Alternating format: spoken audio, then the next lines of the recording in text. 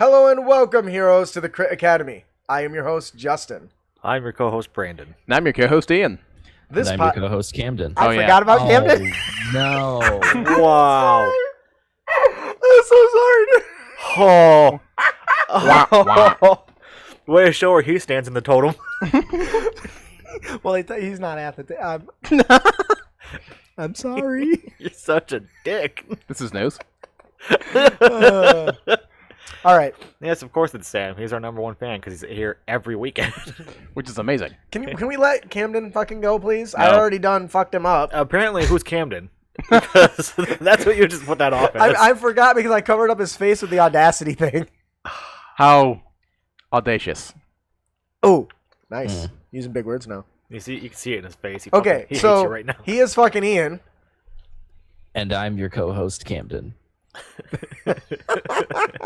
More like someone wishes. This podcast was created to provide you, our heroes, with new and reusable material for both players and DMs, and I did not forget Camden.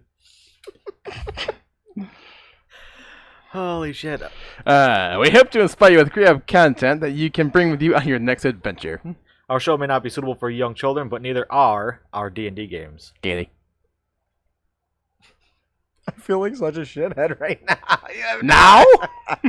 Well, you know what? I do have feelings, and I don't like to hurt other people's feelings. I love you, That's Camden. weird. It's one of those things that we should leave in. I'll forgive you in a minute. It's one of those things we should leave into the main show. So, what the fuck? so that people who are listening can be like, is this the shit we're missing live? Oh, we should go join Patreon. Well, episode 100 is going to be a live show, so you guys have to be here, Okay. just so everyone knows, which means it'll probably be a Wednesday, Wednesday. because that's when our show's released, right? Or should we record it Sunday and then just release the audio version on Wednesday? No, doing it live one day is fine. Let me know if you can't do it. What about you, Camden? I could probably do it. Okay. Because that's in like a month? 6 weeks. It'd be Yeah. longer than that because we would normally record it in 6 weeks, but instead Yeah, we so record 101, It's not like 2 100. months. Yep. Yeah, I'll let you guys know when we're like a month out, so you got time. All right. Oh, where the fuck are we? Okay. Okay, This- for you live listeners, for those who are actually confused, yes, we know that we just released episode 98, but we're actually recording episode 102 right now, so we can stay ahead. So, yeah. Damn it, you guys. Now Sam wants to know. I don't fucking know. What episode are we on now? What just released? 93. 90 This just is released. 93 right now. well, so we're recording. don't we released the 90 new... just released. Yeah. Wait. And on Wednesday, 91 will release. So, We have these things called math that we have to worry about. well, it's not only that. There's holidays that we don't always record on holidays. So I'll get back to everyone and let y'all know. This episode is brought to you by our generous Patreon donors. If you do not know, Patreon is a membership platform for creators to build relationships. I need to sound more sincere, like I actually... Less like an announcer, right? Here's a membership program. Shut the fuck up. Where you can Stop. pay for No, awesome stop gear. fucking talking! Gifts, motherfucker! I'm gonna backhand you, motherfucker. Surprise. This episode... You've done this to yourself. Oh my god. This episode is brought to you by our generous Patreon donors. If you don't know, Patreon is a membership platform for creators to build relationships with their most loyal of fans, known as patrons. It is a tier-based reward system that allows you to support your favorite creators for as little as $1 a month. In exchange, you are offered exclusive content based on the tier you select. We have a plethora of content.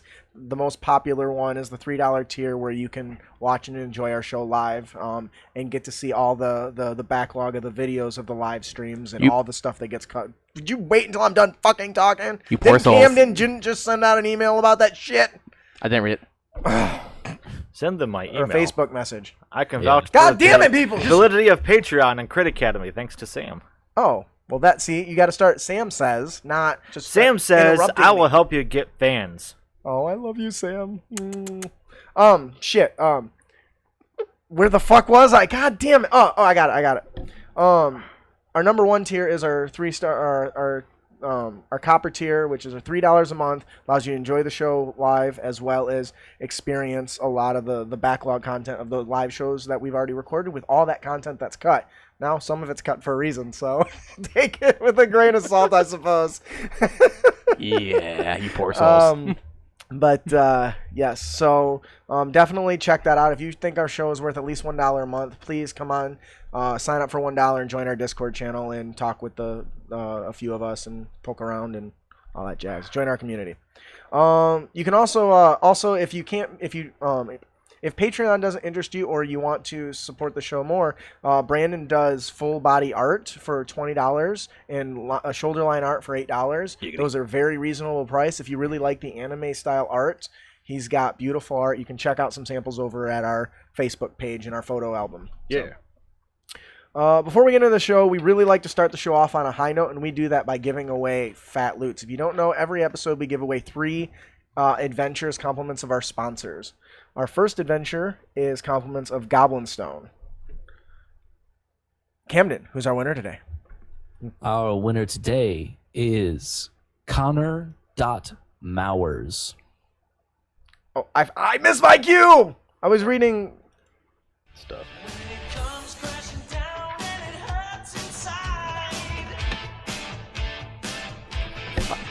My eyes. Sam says Justin's rage is hilarious. It is. I don't know that I agree with you. Damn it. I thought it was mowers, but that works Connor too. Mowers? Mowers? Did you say Mowers. Mowers? I know a guy who pronounces it Mauer, so. Well, tell him he's wrong because you don't go mow your lawn with a mower. Unless you're from down south.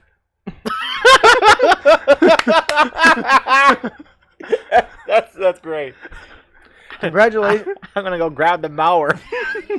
I always give my grandma a hard time because she always says, y'all need to come on in and wash your hands before dinner. I'm like, Grandma, Wash. there's Yeah, no R in wash. Well, it's my accent. I was like, why is there an R in wash? That doesn't, your accent doesn't excuse you adding an additional letter to the word. Anyways. Come on in, grandkids. We got ourselves some fresh cut squash. I heard you like to do drawings. That's an actual accent too. Congratulations to Connor Mowers. If you enjoy the adventure, please head on over to goblinstone.com. Let him know what you think. Leave him a review. Let him know what you like, what you didn't like, and help him improve his product. And say thank you for sponsoring the show and giving away fat loots. And for all one of you watching, 2 of you now, thanks for joining us at Credit Academy Studios, where everything's made up and your roles don't matter. Oh, shit. Did we? Yes. You We did not totally put that in fucking there. missed that. Yeah, I missed that. So, yeah. Like a kid with ADHD and no Rubik's Cube. Thanks for joining us today. Thanks for joining us today here at Crit Academy Studios, where everything's made up and your roles don't matter. That's right. Your role's like a duelist without any prowess. Wah, wah, wah. Okay, You're good at that. I can retroactively add that. Actually, this is an odd number, so Camden will probably have to do it. Thank you, Camden. Just throw the responsibility onto someone else. Even, actually. So we have a really great show for you guys today. We got a question from listener Carl B. Our main topic today is our Midgard Heroes Handbook. We're going to be doing our class analysis on the Rogue Duelist. And of course, we close out our show with our Honor Tips and Tricks, where we bring you new and reusable material for you to bring with you on your next adventure. Woo! But before all that, we like to talk a little bit about what's going on in our realms. Camden, what's going on in your realm? I mentioned this before we started the stream, but we had a brunch session with the campaign that my roommate Sam runs. Brunch sessions are hugely underrated. It's awesome because you wake up, you get to start your day with D&D. Everyone's fresh. You're not going until the wee hours of the morning when everyone gets tired and you feel like you have to end the session because people are just falling asleep. It was really fun. Sam puts a ton of work into the campaign. It's 100% homebrew, and he puts a lot of time into it. So it's been a very enjoyable campaign. That sounds really fun, and honestly, I don't know why I always have it at night. Most people work, I guess, but I guess I can move it to a weekend. And I'm Yeah. technically asleep in the day, so. Yeah, I Yeah, suppose. for sure. But if you have everyone free like during the day, during one day in the week, it doesn't have to be like your regular thing, but it's awesome, very refreshing. Brandon, what's going on in your realm? It's not too much. Just still working. Got yesterday off, so I did some commissions last night. Got those drawings done. I ordered more Rubik's Cubes because I'm a fucking nerd. Nerd! Nerd! Yeah, look at this thing. It's got fucking 5 sides on each side. Nerd. Cube with 5. It's ridiculous. It's a This fine thing was messed up when he showed up today, and he had it fixed in a few minutes. I wish you guys could see how ridiculously big this thing is. Like, look at this shit. I mean, even if I mess it up. Thank you You're for welcome. that. You just messed up my cube. Yeah, I just ordered a 7x7. It's a little bigger than that one. Don't you got a contest or something coming up? Yes, I have a competition coming up in October. That sounds exciting. Yeah, I'm not gonna. What is the qualifying time? For the 3x3, there's a time limit of 10 minutes. I solve it in about 25 seconds. That's my average. But I go to the WCA's website, the people who handle everything, and it's actually got all the members who are going to be competing there. And people who have been there before, they have stats, so you can click on their name, it shows what they are. There's some 10-year-old over there that solves it in less than 10 seconds. Jeez. So I'm well, I'm not coming in first or 20th. Very cool. That sounds exciting. Ian, what about your realm? Well, I don't not too much. Just flip back to the midnight shift at work, so that was definitely kind of a nice change of pace, except for that one day where I was an idiot. And, Just that one day? God damn it. well, a coworker of mine that comes in at 3 a.m. asked if we could switch shifts so he could get a head start on his weekend, and so he could meet with his dad sooner. I'm like, yeah, sure, whatever. But then I came in the next day, and I started working with the reporter he was assigned to normally, and the reporter's like, he didn't tell you what he was doing today, did he?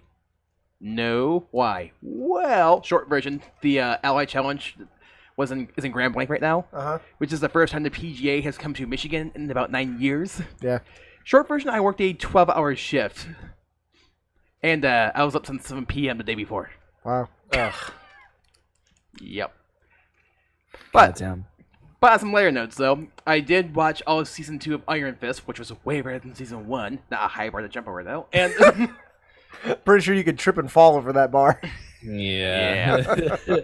and I also got started on the Dragon Prince, which was another animated show on Netflix. And it's from the same creators as Avatar: The Last Airbender, so... Ooh, I'll have to check that out.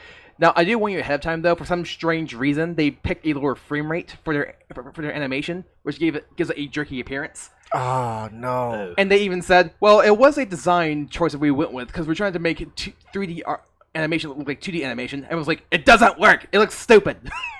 Fair enough. And what even made me facepalm was creators like, yeah, we didn't get a lot of feedback till it was basically done. And nobody told us it looked stupid before. I'm like, you can't tell yourselves again like that? Yeah, there's a new show on Netflix I'm wanting to check out, too. It's made by Matt Groening. He did The Simpsons and Futurama. Oh, Disenchantment? Yeah, that. But I don't have Netflix right now, so... It did take a few episodes to pick up, but it did pick up. Just I'd let you borrow mine, but I'm not using my own, so... Same here. I'm kind of using my dad's. I saw a pie chart somewhere that said only 42% of people that have Netflix don't have their own account. I believe it. Only 42? Yeah. And let's see here. Justin, what's going on in your realms? Dudes. After how long has the PlayStation 4 been out? A while. And the PlayStation 3? 2 years. Longer than that. I finally got a PlayStation 4. That new Spider-Man game came out, and I'm like, I gotta have it. The PS4 came out in November of 2013. So, yeah. Damn. So, and I didn't own a PS3 either. So, I finally took the plunge nearly at the end of this thing's life, and I got the limited edition Spider-Man one. It looks gorgeous. But and I'm loving the game. If you have not tried it or you've not played it and you want an amazing game, you got to get the Spider-Man. Not only playing as Spider-Man graceful, and Brandon can probably attest to that. He played it for a few minutes. Oh my god. But playing as Peter Parker is fun. They integrated these circuitry puzzle type things and these mix of trying to identify chemicals and stuff that are basically complex puzzles that I absolutely fell in love with, and I'm enjoying it very much.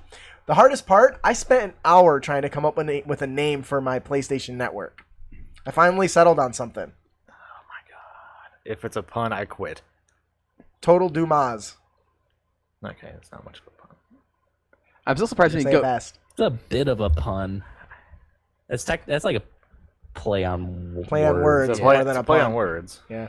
I'm Not a I'm Total still- Dumas. I'm actually surprised you didn't go with your usual username. Or was it taken? Dude, I spent a half hour trying to come up with variations of my normal, either noob or Zell or nobody, and They're all taken? they were all taken. I wasn't going to put numbers in my name, so. Why? Because that's stupid. It's tacky. That's something to It is now, tacky. Too. He's a grown-ass man. Fuck yeah, you tell him, Camden. There's nothing wrong with alphanumeric usernames. But yeah, I ended up going with Totally Doom Oz. But when I say it fast, it's Total Dumbass, basically. Yeah. Because I'm stupid like that. They've added clans to Rocket League now. Oh, snap. Yeah. We should play some Rocket League. Side I'm note, gold 1 and duels, so You are not. Yeah, I am. You are not. need Don't it. lie to me, I'm motherfucker. not lying. You're you not need gold to drop nothing. in so you can get the fuck up there. Anyways, so that's what I've been doing, and I've been having a blast. I took vacation time tomorrow and Tuesday to get some shit done, and guess what I'm gonna do all morning? Spider-Man. Yes. Spider-Man. Well, I didn't just buy Spider-Man. I also bought Ratchet and Clank, Good choice. which was one of my favorite games on the PlayStation when I had the PS2, and they remade it. So I'm excited to play that too. Did you ever watch the movie? No. I have not, I heard it was pretty meh. It's man. which is weird because the game's writing is amazing. But if the movie was not made by the same Yeah, and that's writers, part of the problem. All right, so Sam says that he hates numbers and names. Ian, there's only one number that I think ever deserves to be in a name. And 69. No, oh, 22? no, it's 1337. Leet, really? Yes. Oh God. Anyways, I think that'll do it for in Tate! the round. Taylor. Tate made it. How'd you make it? I didn't know he was gonna make it. I thought he's like traveling across for the hurricane stuff. All that hurricane crap. Yeah, my family's in the middle of that. It's pretty bad. Unfortunate. Yeah. So that'll. Can you stop for a second? No. What? Fucking Robin Williams. He did a thing about hurricanes, talking to people down in Florida. It's like, yeah, we just got done rebuilding. Time out. What do you mean got done rebuilding? Well, we had to rebuild from the last hurricane. Well, why don't you invest in some furniture that goes up and fucking down? Some inflatable furniture. He's not wrong. I miss Robin. All right. Yeah. That'll do it for In the Realm. Brandon, if they'd like to visit other realms, how can they do so?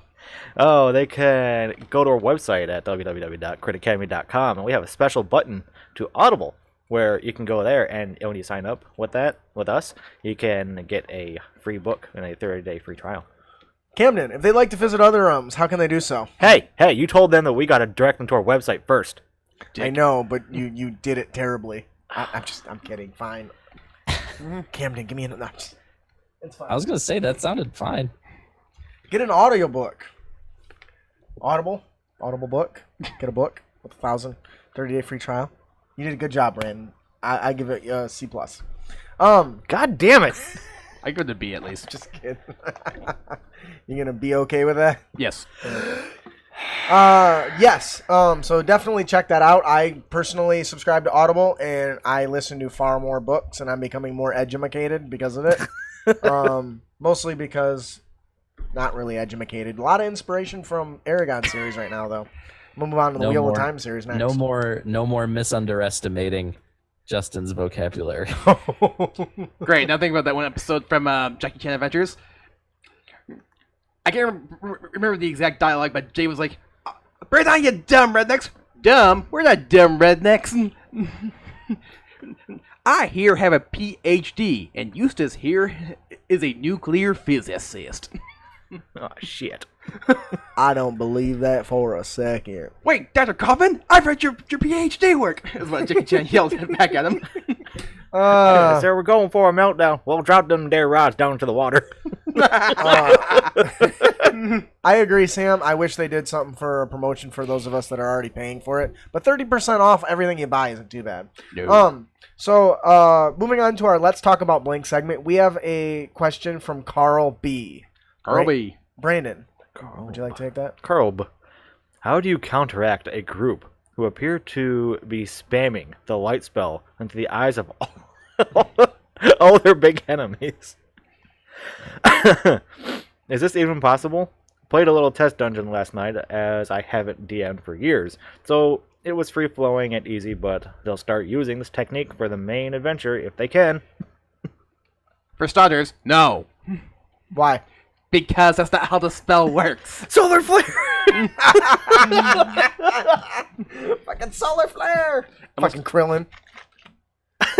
Actually, they pointed out that if you think about it, Krillin technically is the strongest human. It's because he's Yes, the only human. I did see that. Camden, what are your thoughts on this? So part of the question stipulates that it's it's a group that spams light into the eyes of all their big enemies. Yes, that's the way I take it. So Well, I guess as a DM to counteract that, give them a creature that is blind. Oh, snap. Or that doesn't need light to move around, you know? Like things with blind sight or true sense, things like that. but Yeah. then wouldn't they just start spamming thunder wave? Fucking make him go deaf. Well, they only get it a certain amount of times. Right. I say, right. well, the light spell, is that a cantrip or Yes, is that an it's a actual? cantrip. Well, that's such bullshit. It just says. All light really says is you just like light up a dark area. That's it. It says nothing about blinding people with it. So Okay, so actually- in the... Go ahead, Camden. It does not say anything about giving any weaknesses to enemies, so on and so forth. Okay. What do you think, Camden? a lot of people play this wrong. A lot of people play light as dancing lights. Dancing lights is where you create light out of nowhere. It's 3 or 4 small little balls of light, and you can move them within, it's like a 60-foot radius or something. The light spell, you actually have to cast on an object. Yes. So if they're spamming it into the eyes of their big guys, they would need to cast it on something. So I would revisit the text of the spell itself. I did. Just- yeah, well, I'm just talking to the viewer, Talking to the viewer, not you. to the listener. But like, revisit the text of the spell, make sure that you are making sure that they're using the spell correctly, and then just engineer enemies that don't would not be affected by that. What I would say to that is, as a DM, I would change the way you're having it function. The spell innately doesn't allow you to blind the enemy. What you could instead do is flavor it that the flash of light blinds them for an instant, leaving an opening so an ally could get advantage and just use the help action rules. Right? Because technically, they can take the help action. There's no real restriction on how the help action works. So if you've got a coin in the palm of your hand and you cast light on it in their eyes, just grant them the help action. You're not going outside of the rules of the game, trying to give a feature like light that doesn't have any of those abilities, but still granting some benefits. And I do stress, light does not do any of that. No, the only thing it says that about another creature on Ian's phone here is that if you try to cast light spell on an object that a creature is holding, they have to do a dex save to avoid it. Avoid it. Yeah. The other thing I'd like to point out. So do you guys agree that doing substituting the help action and flavoring it as the light would be a sufficient replacement for imposing blind on a cantrip or using blind on an enemy? I see it more as a distraction than actually blinding somebody. And that's kind of where I was going. Yeah, you flash the light in their eyes. For an instant, it creates enough of a distraction, leaving an opening for an ally. You grant them the help action. As the DM, that's how I would rule it, because that's a creative use of a function that they have that you can fit within the bounds of a rule that they should be able to do anyway. Okay. I see it more of as a wait. Why's my sword something glowing? Not being blinded by it. It's like, what the? Well, yeah, I guess it depends. Now, the last thing I want to touch on is if they insist on wanting to do it that way, there is a Cleric Domain, the Domain of Light, that allows you as a reaction, I think it's called Warding Flare, that allows you to do this very thing. Warding flare, warding flame, something like that. Something like that. I think it's warding flare. But what do you guys, Camden? What do you think about I that? love my domain. I agree. I like reflavoring help with that, since nothing about the spell explicitly states that it's a powerful enough light to blind you. Right. It's essentially like a high-powered torch. Yep. I like taking the help action just for like a brief period of time. You know, whoever takes an attack on it next, that advantage. Yeah. I like that solution. And that can go for a lot of things. If your players try to do something that isn't explicitly what it's designed for, find a current action that they would already be able to do that you can somehow just reflavor it. You know, if I'm the player and I want to use the light to blind him so he trips and falls, okay, reflavor the shove action. Give me a strength check anyway, you know? Something along those lines. There's a lot you can do with that. The help action is the most versatile action, in my opinion, because there's no limit on how you can gain that advantage for your ally, right? Right. So as a DM, if you're listening to this, I would definitely always try to look at that as an option when a player brings something to you and wants an ability to do something other than it's supposed to. Right. All I was trying to say though was raw. That's not how lit works. I agree 100%. Yeah.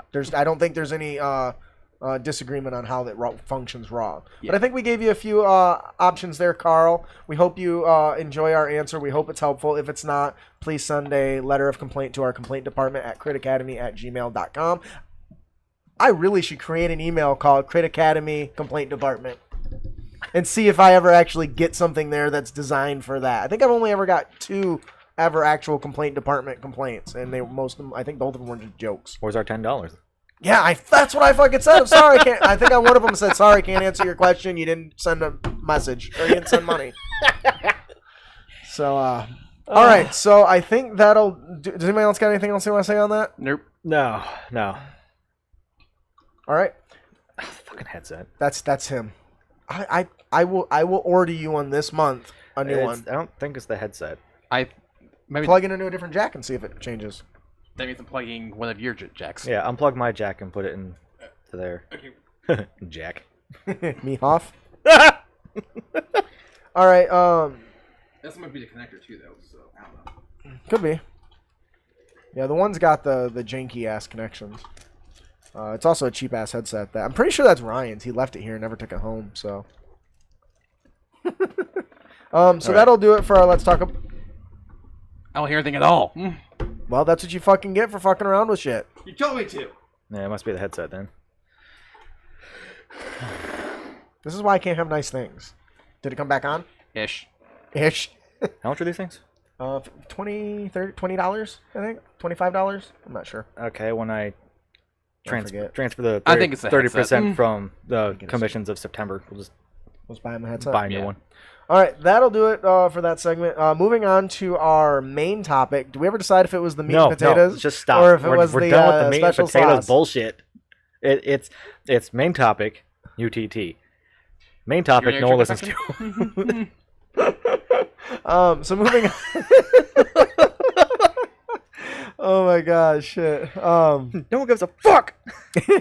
Moving on to our main topic, we have... did I? Oh, I did put it in here. Okay. I swear to God, this is the last time I'm going to say it. Moving on to our main topic, we have the Midgard... We are making our way through some of the Midgard Heroes Handbook, and we are doing a class analysis on the... We are doing a class analysis on the Rogue archetype, the Duelist, in the Midgard Heroes Handbook. If you don't know, Midgard Heroes is Kobold Press's Midgard Campaign Setting, which is a dark world of deep... Brandon, would you do that in a really stellar voice for me? Like a nice, deep, rumbly voice? This part right here. Brandon, can you tell us about the Midgard Campaign Setting for those who don't know? Okay. Apparently not. I'm reading ahead. Just get the first Fine. paragraph. The Kobold Press. No, that's not right. That was good. I like that. I love Duke. That wasn't Duke, though. No shit. Anyway, whatever. Fuck off. Kobold Press. Midgard Campaign Setting is a dark world of deep magic started by Wolfgang Baur and fleshed out by his team. It's flavored with Central European myth and folklore, from the frozen Northlands to its wild steeps, dark forests, and craggy mountains. You're gonna have to reread that. Reread my dick. You got... you stumbled. What was going to tattoo on it? From Frozen. Does it say welcome aboard? It's also a wild steps. Yeah. Not steep. Well, I always said steeps, I guess. Maybe Camden's right. Steps, because I'm sure there's only one P in steps.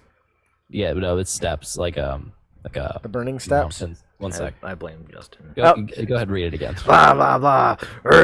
From the frozen Northlands to its wild steppes, dark forest and craggy mountains. Do you know what's sad? Do you know what that Yar. Central European comment made me think of? What's that? Well, you know how they're making The Witcher on Netflix, right? Yes. About how some Twitter trolls made this show rather quit Twitter. Huh. Well, part of those because like for Siri, they get podcasting call for a minority, and everyone's like, "Dude, this is in freaking Poland. How's everybody not white?" That's funny. Tate says, "Want a meal, not a snack," like Justin Brandon. So, if for those of you who don't know, the Midgard Heroes Handbook has over 200 pages, in my opinion, of awesome, including 11 new races, in addition to variations of existing races. They have 40 different subclass choices. Oh my! New feats, new background spells, and backgrounds, weapon options, magic items, and monsters. They got so much content in these pages. It just blows my mind. Wow, what a book! I wonder do they have new shoes to go with those feats? They have what? Do they have new shoes to go with those feet? Oh my god. Sweet. Jeez. That's bad. I swear to God, I'm getting a tumor from all these puns. Your internet connection is unstable. Yeah, that's the second time it said that. Is the stream okay?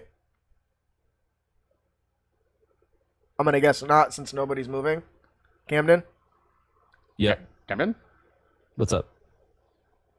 Okay, the stream's fine? According to Ryan Torres, it is. Okay. Camden, stop moving. Oh, weird. Yeah, Sorry. your thing's like your box is frozen, but the light is showing. Anyway, it doesn't matter. We don't look at you anyway. Later, Tate. See you later, Tate. Bye, Tate. Thanks for joining us. Thanks for stopping by. We highly recommend you check out this book. You can find it at koboldpress.com, or we'll have a link in our show notes.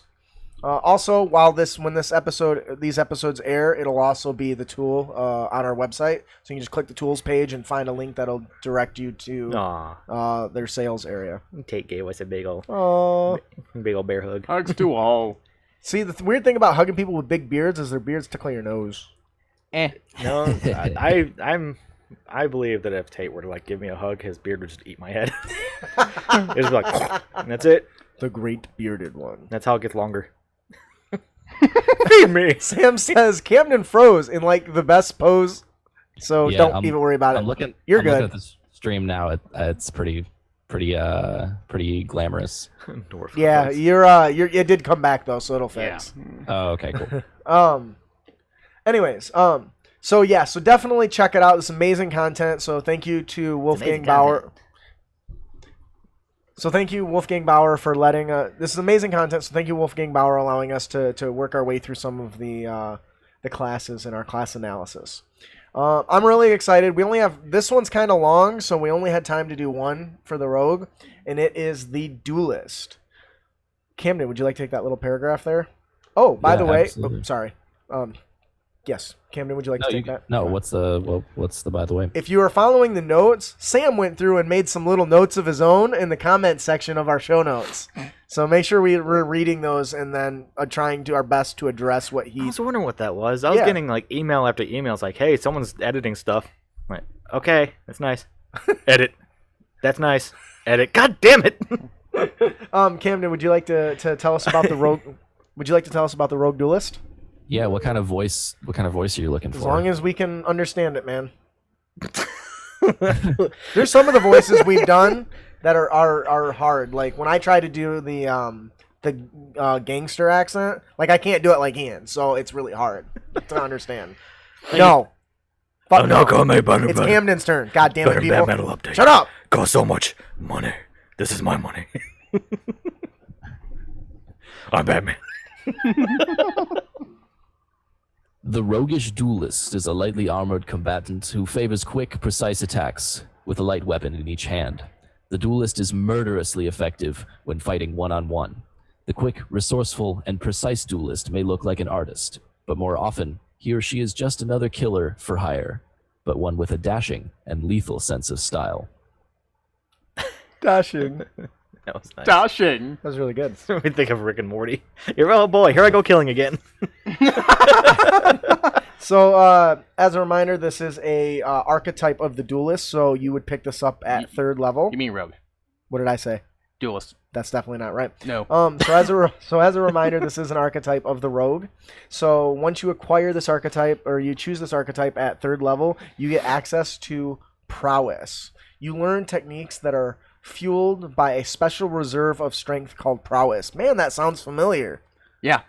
Does that sound familiar to anybody? Like a Battle Master? Yeah. It's kind of what that reminds me of. It's the rogue version of the Battlemaster is what it boils down to. Yeah. But I like the Battlemaster, so it's okay. Yeah, so do I. So, Brandon, why don't you tell us about Prowess? Prowess, it's where you get down low in the grass and you sneak up on someone. That's prowling. No, it's not the same thing. Yeah. Not to be confused with the Prowler, which often is somebody who's somewhere they shouldn't be. Well, maybe that's the point. So a creeper. To the creep. You have an amount of prowess equal to your proficiency bonus times 2. To spend prowess, you must be wielding a finesse. I almost said fitness.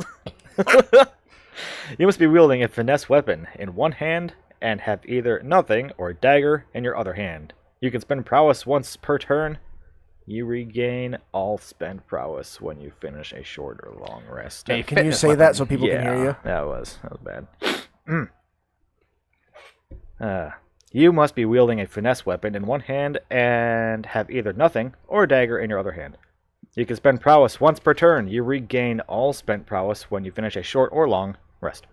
Now, Sam in the notes actually points out this is Those are the key points. more similar to the monk's key points than maybe the Battle Master. Yeah. Because the Battle Master has a specific number Of dice. that kind of increase at a specific level. So it is a little different. But I think that's pretty cool. Yeah. Camden, you want to tell us about techniques? Why, of course. Also at 3rd level, with your new pool of prowess, you learn 3 techniques of your choice from those described below. You can use only 1 technique per attack, and you learn 1 additional technique of your choice at 9th, 13th, and 17th levels. Each time you learn a new technique, you can also replace 1 technique you know with a new one. Now that sounds like the Battle Master. It's like a hybrid between like key points and Battle Master stuff. Well, like the same thing with evocations. Okay. Ian, you want to take saving throws? Saving throws. Oh my god. You brought it up. Yes. You brought this on yourself. Some of your techniques requires you to target a saving throw to resist an effect.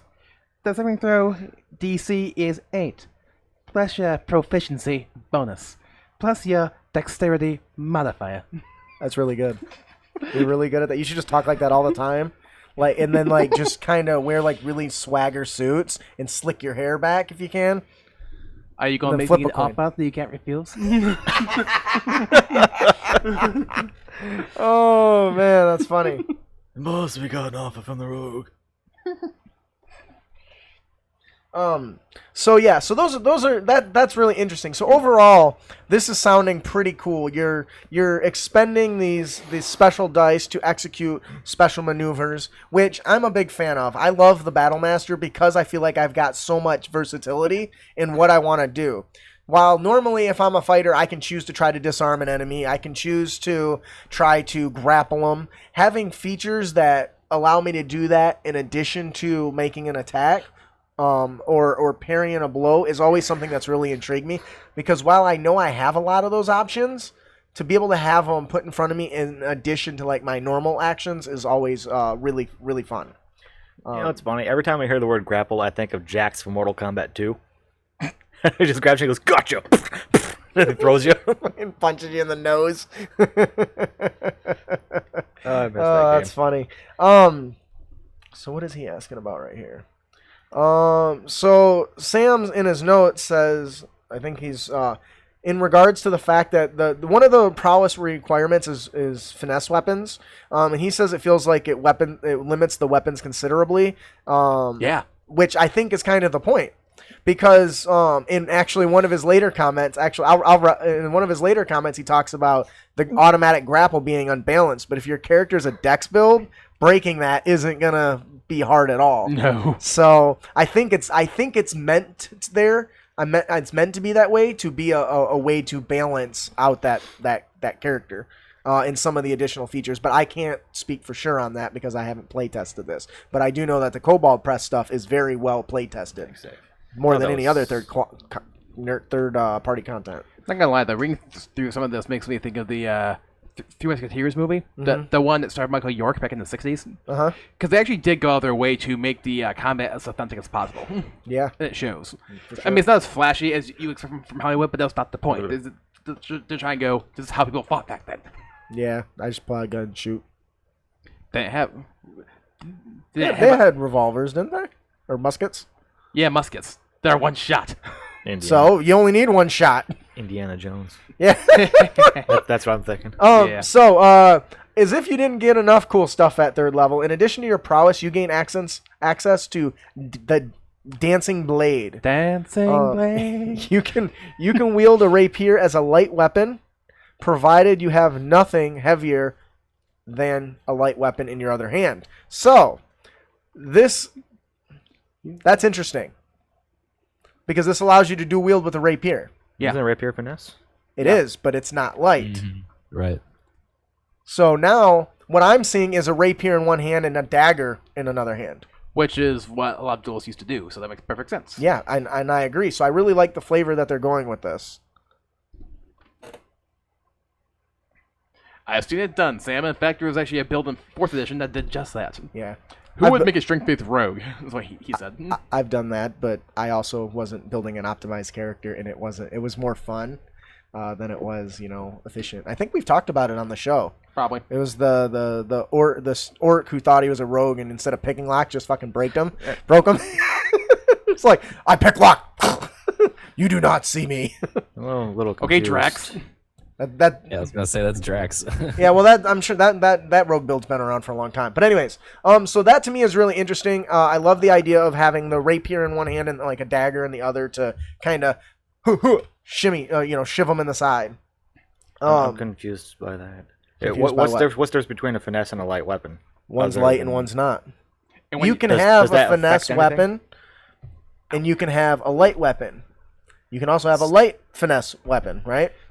So all finesse does is allows you to use your dex as your ability instead of your strength for the weapon. Yes. Yeah. Oh. Light Since is a rapier is not light, it doesn't allow you 2 attacks. You mean dual wield? Right.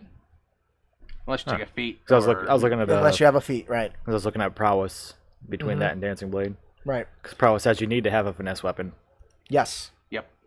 So, Camden, would you like to tell us about now? We talked about the dancing blade. At 3rd level, we're gonna go through all the other techniques you get, or all the different features you get before we talk about the techniques, because it's an expanded list. It's not short. So, Camden, would you like to tell us about the next feature we get? Sure. The next feature is called Strike First, Strike Last. You take this at 9th level, and your reflexes are honed to a razor's edge, granting you advantage on initiative checks. That's awesome. Additionally, if you're surprised, you can take the attack action on your first turn by spending 1 prowess point. That's fantastic. I love that. That's a good deal. So, like, you would go first in the order by spending 1 prowess point, or Yeah, that's how I think it's meant to say. Well, normally when you're surprised, it's a condition, so the initiative order still goes, but those that are surprised get bypassed. So you would still go in your normal initiative order, but if you've got advantage, it's likely you're at the top even if you're surprised. So this allows you to act even if you are surprised and still be able to do something, which I think is fantastic. Because before I think you needed to take a feat for that, right? Like alert or something. And you hated my swashbuckler. Yeah, I didn't hate it, but I found it inconvenient sometimes as the DM. Strike first, strike After- last. Yeah, So He may have taken the alert feat, so not only did he have a high dex, he also had a just a stack plus to it, and he had a charisma to it.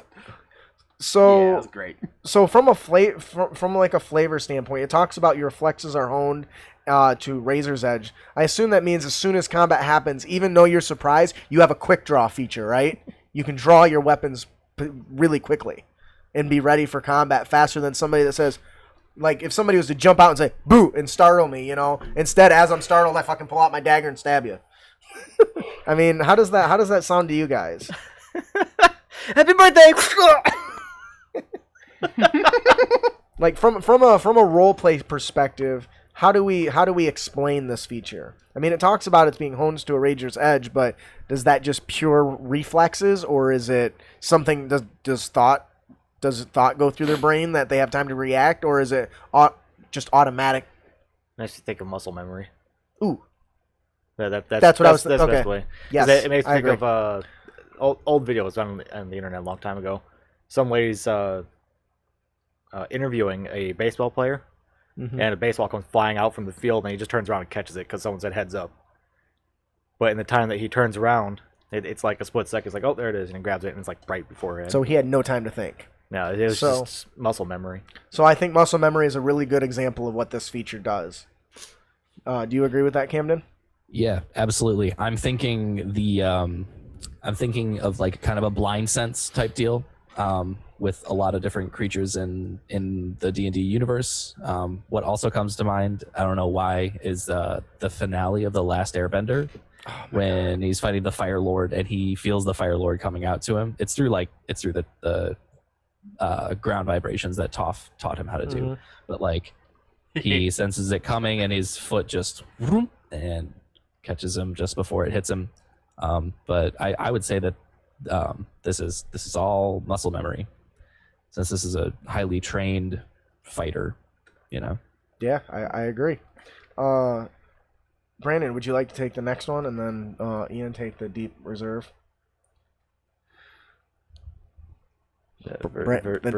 Virtuoso?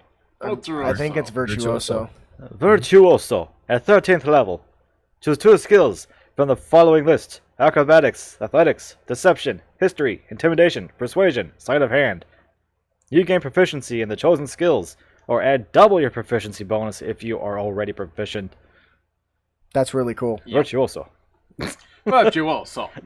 Ah, a good bene, deal. grazie. Because you're already a rogue. You're Mhm. already like the second most skill monkey class other than the bard, Skill monkey. and now you get more shit. That's kind of cool.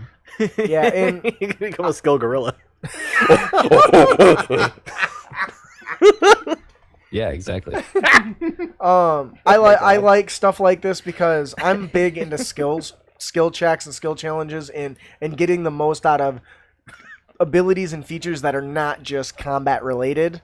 And the fact that you can choose to not only pick up 2 new skills in proficiency or double your proficiency, that's the expertise feature, right? You're adding that to giving you more expertise, which is one of the core features of the rogue class. So to me, that's awesome, especially when you get to higher levels and that double proficiency becomes very, very a big deal. You know, I got my buddy Luke, when we play, he likes to run characters who have a very high deception, because he likes to lie. He's really good at it. Having deception with like fucking double proficiency, it's like, yes, I want you to know that I have been given permission to enter your castle by your king. He Bullshit. doesn't ever do that. Well, if you'll see here, this letter that is written is directly from him and signed and dated, and it also says that if you do not let me in, you'll die. He'll kill you. He'll have you hanged. I'm just like, fuck. I got a permit. Lucas, he's such a... Shaster? Oh, that's a good one. The way he plays, it's just like the last game we played when he grabbed that ruby and just disappeared. Yeah. He was like, where'd he go? He's like, ah. Yeah, I mean, what? Anyway, so I really like this ability. What is the next feature there? I'll forget Ian? the day he broke your game. Is there anything else anybody wanted to say about Virtuoso? Yeah. Besides the name is hot as hell. Virtuoso. Although I broke the game last Friday we played too. Yeah, you always do. You Chicken? guys always do. Chicken. Time out. You had to I be want there. I gotta hear it. Oh, you'll hear it. Ah, damn it. He used magic to feed a giant. Chicken? Ian, do you want to take the next one there? Next up we have Deep Reserves. Starting at 17th level, when you roll initiative and you have no prowess, none remaining, you gain 2. So this ensures that you can go into every battle With some. with something, even if you've expended it all, which is pretty cool. So you always have something, so you don't have nothing. So do you think this is, so it says deep reserve, is that just like oh, okay, yeah, you know what, I'm able to take a deep breath, you know, kind of, what is that thing fucking what's his name does, the new Darth Vader guy, when Kylo Ren? yeah, when Kylo Ren. when he's getting his ass kicked by what's her name, Right. He just hits himself and then he gets a deep well of stamina or something because now he can keep fighting after kicking his own ass. That's kind of what this reminds me of. Well, he's basically inflicting pain on his wound he already had to keep his adrenaline going. That's pretty much what was going on there. That's exactly what I was about to say. Don't fucking rationalize shit like that. Make me sound like a fool. And people do point out, like, oh, man, this guy's supposed to be a trained force user, and he got his butt kicked by Ray, who's like, okay, first off, he surprised a direct hit to a bowcaster, a weapon that we saw a few scenes earlier, knocked a stormtrooper back, fete fate. Yeah. What? Oh, you're talking about Chewie's weapon. Yeah. He gets shot, he's like, bitch, what? And the fact that he's still standing. Right. Anyway, so now on to the special sauce of this build. You know, we talked about all these cool features that you get, but what really makes the class interesting is all the different techniques you get to choose from. Great. So, You mentioned special sauce. Now I want a Big John Steak and Onion. okay. I want to watch Good Burger. Welcome to Good Burger, home of the Good Burger. Can I take your order? All right, stop fucking railing me, people. So you starting at 3rd level, what does it say? You get access to 3 of these, and then you gain more as you level up. Pretty much. We love you too, Joan. Welcome. Joan! Holy crap. Welcome back! Oh my god, I've missed you. The dude. He's alive. Yeah. I know that he's been away. I know he went like kite surfing or windsurfing or some shit. I was jealous. That's pretty awesome. Welcome. Hey, Savret, welcome. Wow. So we got the whole crew getting on late. Sorry I can't start the show later for you guys because, you know, I have to fucking work. Sailing. He was sailing. So do I. Starting with the techniques, Camden, would you like to take the first one? Absolutely. The first technique on the list, it looks like they're arranged alphabetically. First on the list is Clinch. Immediately after you hit with a finesse weapon, you can spend 2 prowess to automatically grapple the creature you hit. Normal size and reach restrictions apply. Select one of the creature's attack actions. For as long as the grapple persists, the creature has disadvantage with that attack. You can maintain this grapple even if you hold a dagger in your offhand. Ooh. I got your nose. Yes. I want to say something really quick because this is awesome for one reason, and that is because rogues typically are not high strength. No. Grappling is an athletics check. Athletics is strength based. To have a rogue where I've always wanted a rogue build where you can be able to grapple people without being particularly strong. Right. Being able to act with the deftness of your hands and your reflexes. This is really cool. And I'd like to point out, Sam points out that he mentions that he thinks this seems kind of powerful. Yeah. And he even asks how could the creature escape this grapple. Easily. First, you have to expend the prowess points to do it. Now, yes, you automatically succeed. And yes, it imposes disadvantage on A attack. But if you think about it, grapple is still a contested strength check. That you're going to have to roll strength if you're a rogue to maintain this. Most cases, a strong monster is going to break out on the first one. But that being said, I still think this is worth it because of 2 things. First, you still get to attack with your weapons, right? You get to hold this creature while you have your weapons. That's amazing. In addition to that, anytime you can stop an enemy from making even just one attack against you or your allies, that is a huge, huge win because you're stopping the incoming damage to your party. That's better than any heal spell, in my opinion. So I love this. So I guess, how do you envision them grappling somebody? Because once again, in 5th edition, grapple just is movement restriction. How do you envision this grapple working while they're holding weapons? I got a really good example, but I want to hear what you guys have to say. Is your example Black Widow? No, but that's a really good one. Why don't you tell us about it? I got your nose. That's what I was thinking because she's not the stereotypical like powerhouse strong superhero by any means, but she knows how to, for instance, like throw her body weight around and be able to grapple people, and she's able to disarm one guy, knock him out, and then like flip over the other guy and grapple him with her legs while still having shit in her hands. Yep. That's the first thing that comes to mind. It's kind of like how some people say it's not how hard you throw the punch as much as do you know how to throw a punch. Right. That's actually a really great example. Did you guys have anything else to add to that? Nope. No. Okay. Thanks for adding to the conversation. Yeah, I can't think of how you can grapple someone while holding two weapons. So Headlock.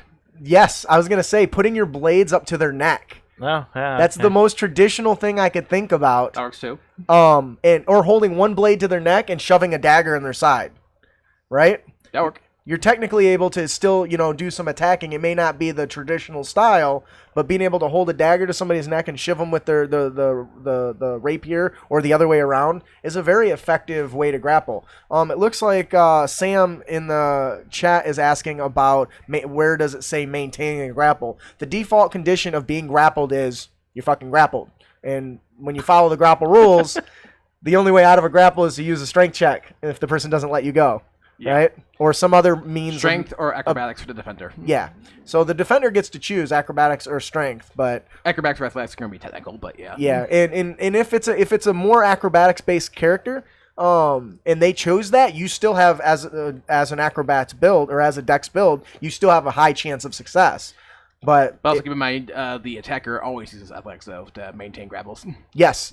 Oh yeah, you know what? You're right. You're absolutely right. I forgot that for a second. So you have forced to use it, but they can choose. The defender can choose either way. Yeah. And because of that, once you're grappled, you're in that condition until you choose to break it. Now, nothing says you have to, right? You can choose to say, grappled, but either way, I really think this is awesome. Brandon, would you like to take the next one? That was a really good example, Camden. Disarming parry. Nope, that's not the right one. No, I'm ahead. Deep slice. Yeah. We'll have you take disarming parry. Deep slice. When you inflict damage with a finesse weapon, you can spend 1 prowess to deal a deep, bleeding wound.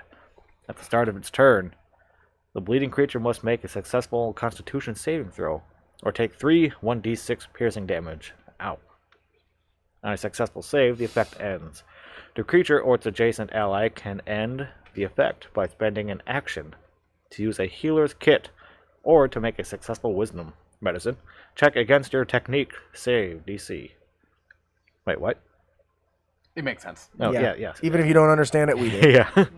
Any amount of healing also ends the effect. A deep slice has no effect against constructs and undead. So once that makes sense. Yeah. Camden gave such a golden response last time. How do you see this functioning from a flavor standpoint, and is there anything mechanically about it that interests you? Mechanically, yeah, I like the incorporation of medicine into this because it's implied that your training as a duelist includes some education in anatomy of living things and where to strike things so that they bleed more. Mm-hmm. Is the flavor behind this. I like it a lot. Like mechanically, it makes sense. Yeah, honestly, for me, I don't see enough effects that cause. Is there any effects in the play PHP or even the monster manual that is a bleed effect? Yep. There is. Well, I mean, yes, I'm agreeing with you. Yeah, I can't think of anything offhand. Yeah. So this is something that was very present in 4th edition that I really liked. Yep. Of course, tracking all that shit sucks, so I'm kind of glad it's gone. But this is one of the few effects that does that. The other thing is the fact that it includes the healer's kit. The healer's kit is given love, and anytime you give love to that shit that isn't being used is awesome, right? Yep. Because right now the healer kit generally has one use: out of combat, bandage somebody. Well, I think you can take a feat though that gives you some healing, HP healing though. But yeah, anyway. Yeah, I really enjoy this one. It's very simple, and I want to give this to some bad guys. I really do. I want to bleed my players dry. You want to take the next one there? Next step in the duelist's kit is disarming parry. When you are missed by a melee attack, you can spend 1 prowess as a reaction to force the attacker to make a strength saving throw. If it fails, the attacker drops the weapon it attacked with, and if you have a free hand, you can catch the weapon with a successful DC 10 dexterity check. Otherwise, it lands 10 feet away from the attacker in a random direction. Okay, how many movies have we seen of this action happen? A few. Has anybody seen this happen in their D&D games? Not too often. Mm-mm. Does anybody ever take the disarm action? No. Why? Well, sometimes your opponents have multiple weapons on their next turn. They're just going to whip something out anyway.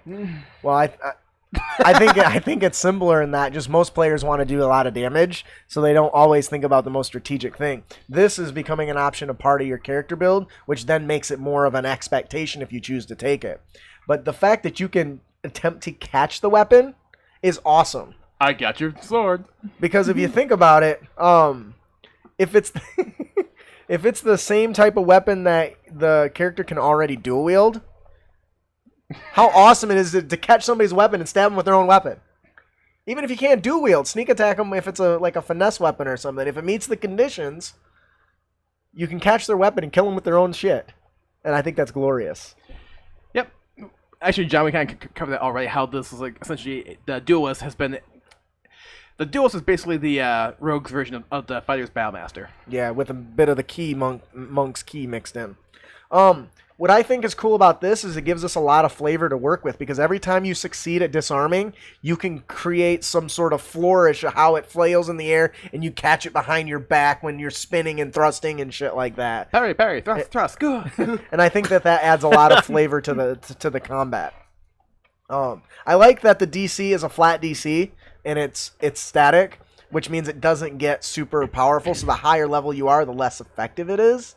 And the less likely you are to... The DC save is for you to get something. Yeah. Yeah. Oh, I'm sorry. I misunderstand. I like that the DC is a lower level, so the higher you get, the more chance you have success. There we go. That's better. All right. Oh, you could probably use this to get information from people too. Oh, yeah? More of like a threat? Oh, yeah. If you're fighting one bad guy that's left, and you disarm him, and you take his weapon, and he's got 5 ARD players against him, and he has nothing. And he's like, okay, what you gonna do? Advantage on intimidation.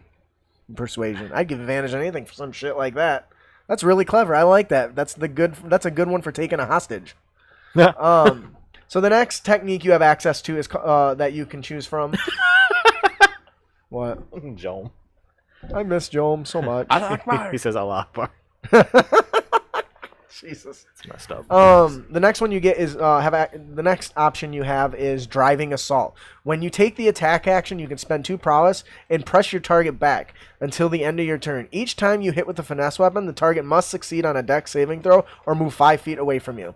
The target can be no more than one size category larger than you, and you can immediately advance into the space the target vacated if you wish, without triggering the opportunity. Now, at first, when I first read this, I was like, oh, that's interesting. And then I was thinking back to Princess Bride and some other old ones where they're pushing the character back. If you get them to a cliff or at ledge, you can force them off the ledge. Yep.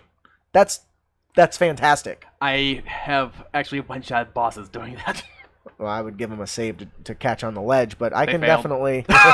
I definitely can see this being very... This reminds me of the very fancy... The classic fencing maneuvers, you know, where you're lunging back and forth and chasing them as you go. I was stabbing them in the foot so they like dance backwards. Get back. Get back. What do you guys think about this? It makes me think of Prod from Worms Armageddon. I could knock him over the edge. What about you? This is another page taken out of the monk's part of the book, because there's a mechanic in Way of the Open Hand that is exactly this. I love Way of the Open Hand. That's a strength check though, isn't it? It is. This is a saving throw, so they are different. But it does this mechanically. It's very similar. Yeah, the target for the monk one has to make a strength save. But yeah. Very cool. I like that this flavor reminds me 100% of a musketeer. Aha! Oh yeah. I mean, it's a musketeer, and that I love musketeers. The Three Musketeers of the comedy was amazing, and I love the story. That's really good, sir. Your finesse is fantastic. Not to match my own.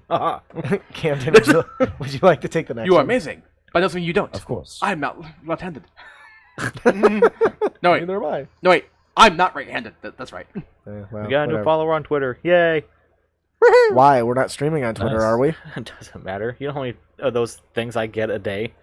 Good. because I have it set to notifications. I'll be sleeping. Meh. You have a new follower on Twitter. Oh, good for them. Camden? Next on the list is Effortless Steps. When you take the dash action, you can spend 1 prowess to ignore non-magical difficult terrain, and climbing does not cost extra movement until the end of your turn. You can spend 1 additional prowess to move through a single foe's space without triggering an opportunity attack from that creature. This is awesome. I would multi-class into this archetype just to get this feature. Being able to push through somebody's square, like I like grapplers, so push through somebody's square and then grapple and like shoulder throw them like over a fucking bridge or through a window. Yep. To the wall. To the sweat drops onto my balls. God damn. Jones says this is like Martian Manhunter. What are your guys' thoughts on this effortless steps? It can help you maneuver around and get into some better positioning, so that's always a good thing in my book. I love the fact that climbing doesn't cost extra movement. Yeah. So this reminds me of like jumping, jumping from a crate onto a cart onto, the roof of a building with little or no effort. I know parkour. Hardcore parkour. Parkour. Yeah, this makes me as it says, Effortless Steps. Damn it, what was the name of that show? The Last Disciple? What? I don't know. Never heard of that. Kenichi. Oh yeah, anime, Kenichi, Yeah. the Last Disciple, Final something. It's not that. I don't think it's that. I don't know, but it's the Great Disciple. Now, but no, stop. Go ahead. no, you good. Puss in Boots, as depicted in the Shrek movie. That's all. He'd be a duelist. Well, yeah, Really he's thinking voiced by about it. Antonio Banderas. Kenichi, the world's mightiest disciple. The mightiest disciple. Right. That was a good show. Hell yeah, it was. But, oh yeah, yeah. look, John got it. Greatest Disciple. Well, whatever. There was an episode where all of his teachers, they were all watching a play or something like that, and it was one of the bad guys, the main villain. The big bad. Yeah, he's playing as like Romeo or something like that. But as he's dancing or moving around on stage, one of the masters notices his footsteps and is like, "Oh, hey, that's a martial arts type thing." That's what that made me think of. Yeah. Okay. Yeah, like a shuffling dance and effortless movement and stuff. That's pretty cool. I'll take Pummeling Punch. You can take Rapid Strikes. Maybe think of Stick a move. Power and then I'll take the Rangers last one. Hip Hop Keto. Pummel Punch. What's that? Maybe think from Power Rangers Hip Hop Keto. Oh God. The next technique is called the Pummel Punch. When you make an attack, you can spend 2 prowess to strike the target with a pommel of your weapon instead of the blade. This does 1d6 bludgeoning damage instead of the weapon's normal damage dice, and the target must make a successful Constitution saving throw or be incapacitated until the end of the next turn.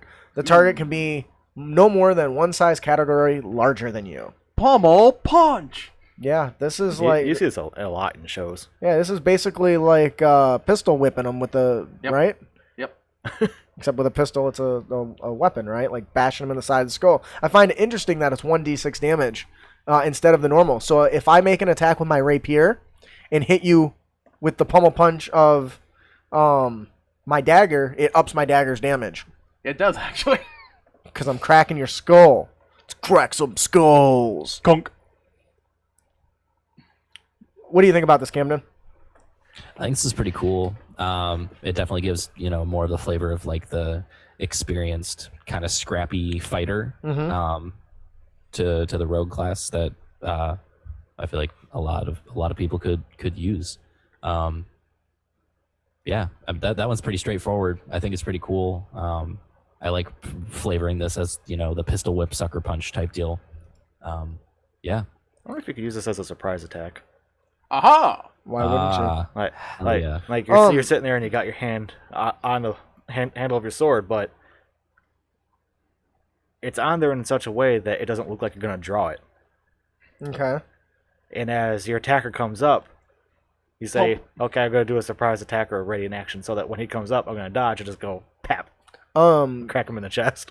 Roroni, In the solar plexus. Kenshin Himura from the Rurouni Kenshin anime does that a lot. Yep. Where his weapon is sheathed all the time, and I can think of a couple incidences where he just like beat him with the end of it without even drawing his blade.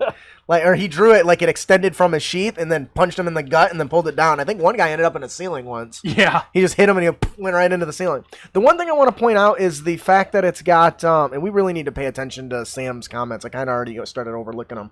Well, we only have so much time. Yeah, so. the one thing I do find that's interesting. Did anybody notice what the side effect of failing the Constitution save was?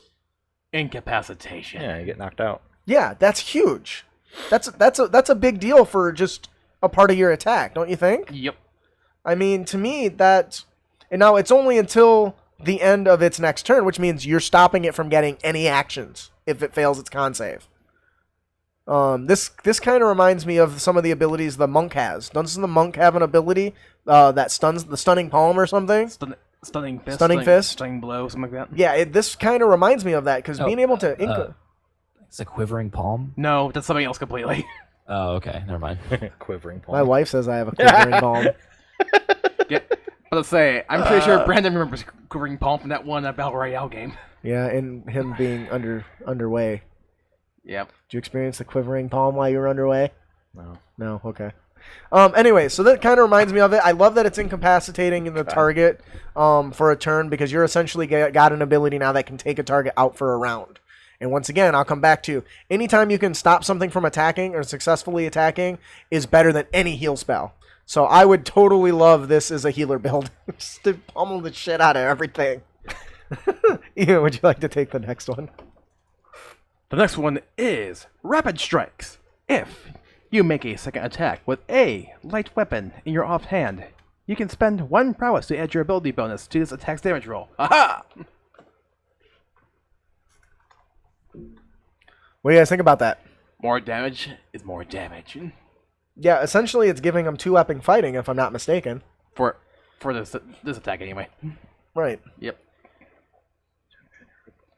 And it only costs 1 prowess point, so... Does that mean modifier? Yeah, your offhand, when you dual wield, your offhand doesn't get the modifier damage. Oh. 2-weapon fighting is a fighter and a ranger feature that you can get, but now you can acquire some of that extra damage without multi-classing, which I think is pretty good. What do you think, Camden? I think that's wonderful. I think Ian said it.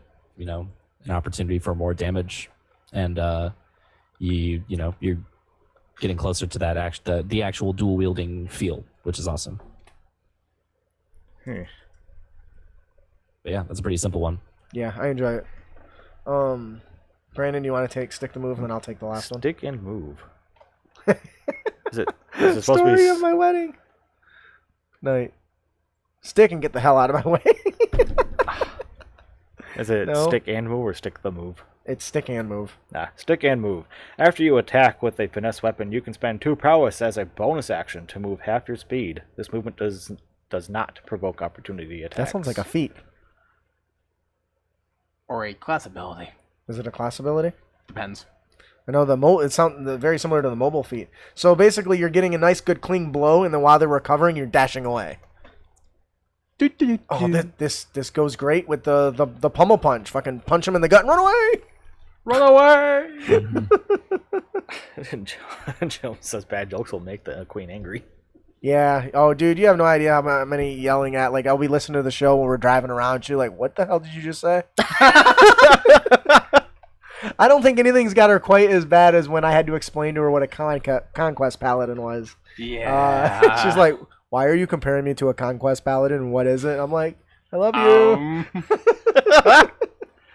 You know what? I have to clarify something. I talk a lot of smack, but my wife, today apparently is Wife Appreciation Day, and my wife shared something that really got to my heart and my balls.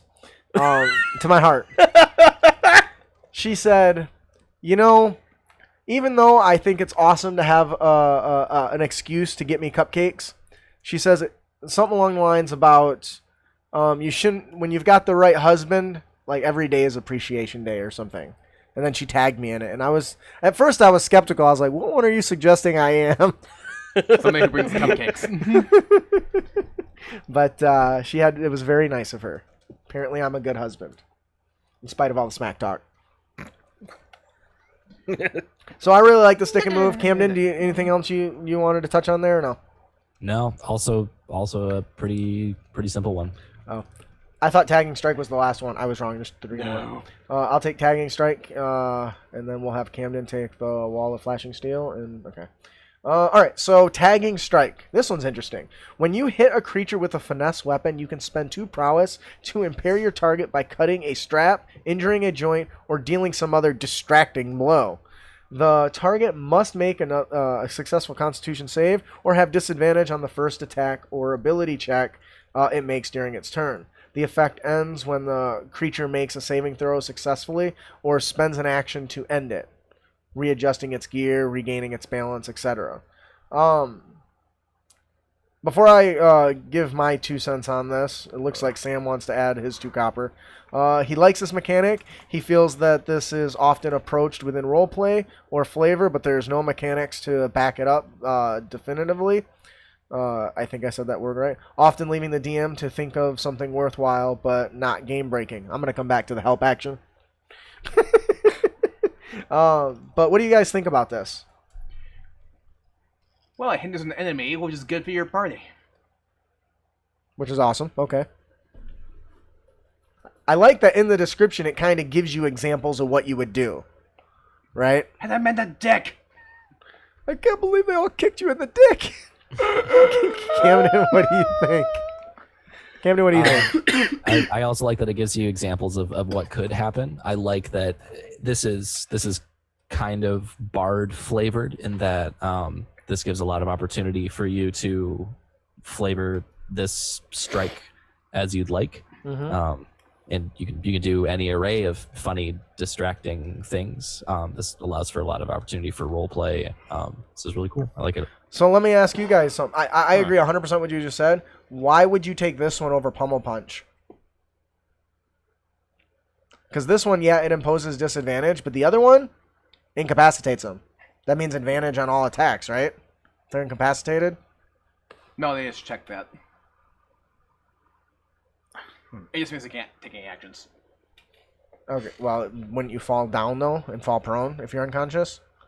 Unconscious, yes, but that's not what incapacitate does. Oh, okay. Good point.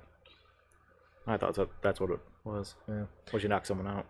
I mean, I personally, I don't know that I would ever take this over the Pummel Punch, though, personally. Which is fair. What do you guys think? Yeah, so the only thing I can think of with the Pommel Punch is getting, that D6 instead of a D4 if you're wielding daggers.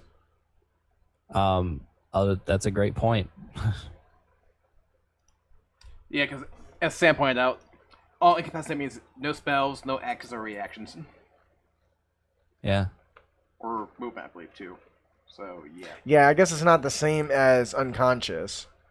So I guess you wouldn't necessarily fall prone. Like, being punched in the face can incapacitate you, but not necessarily cause you to fall down prone.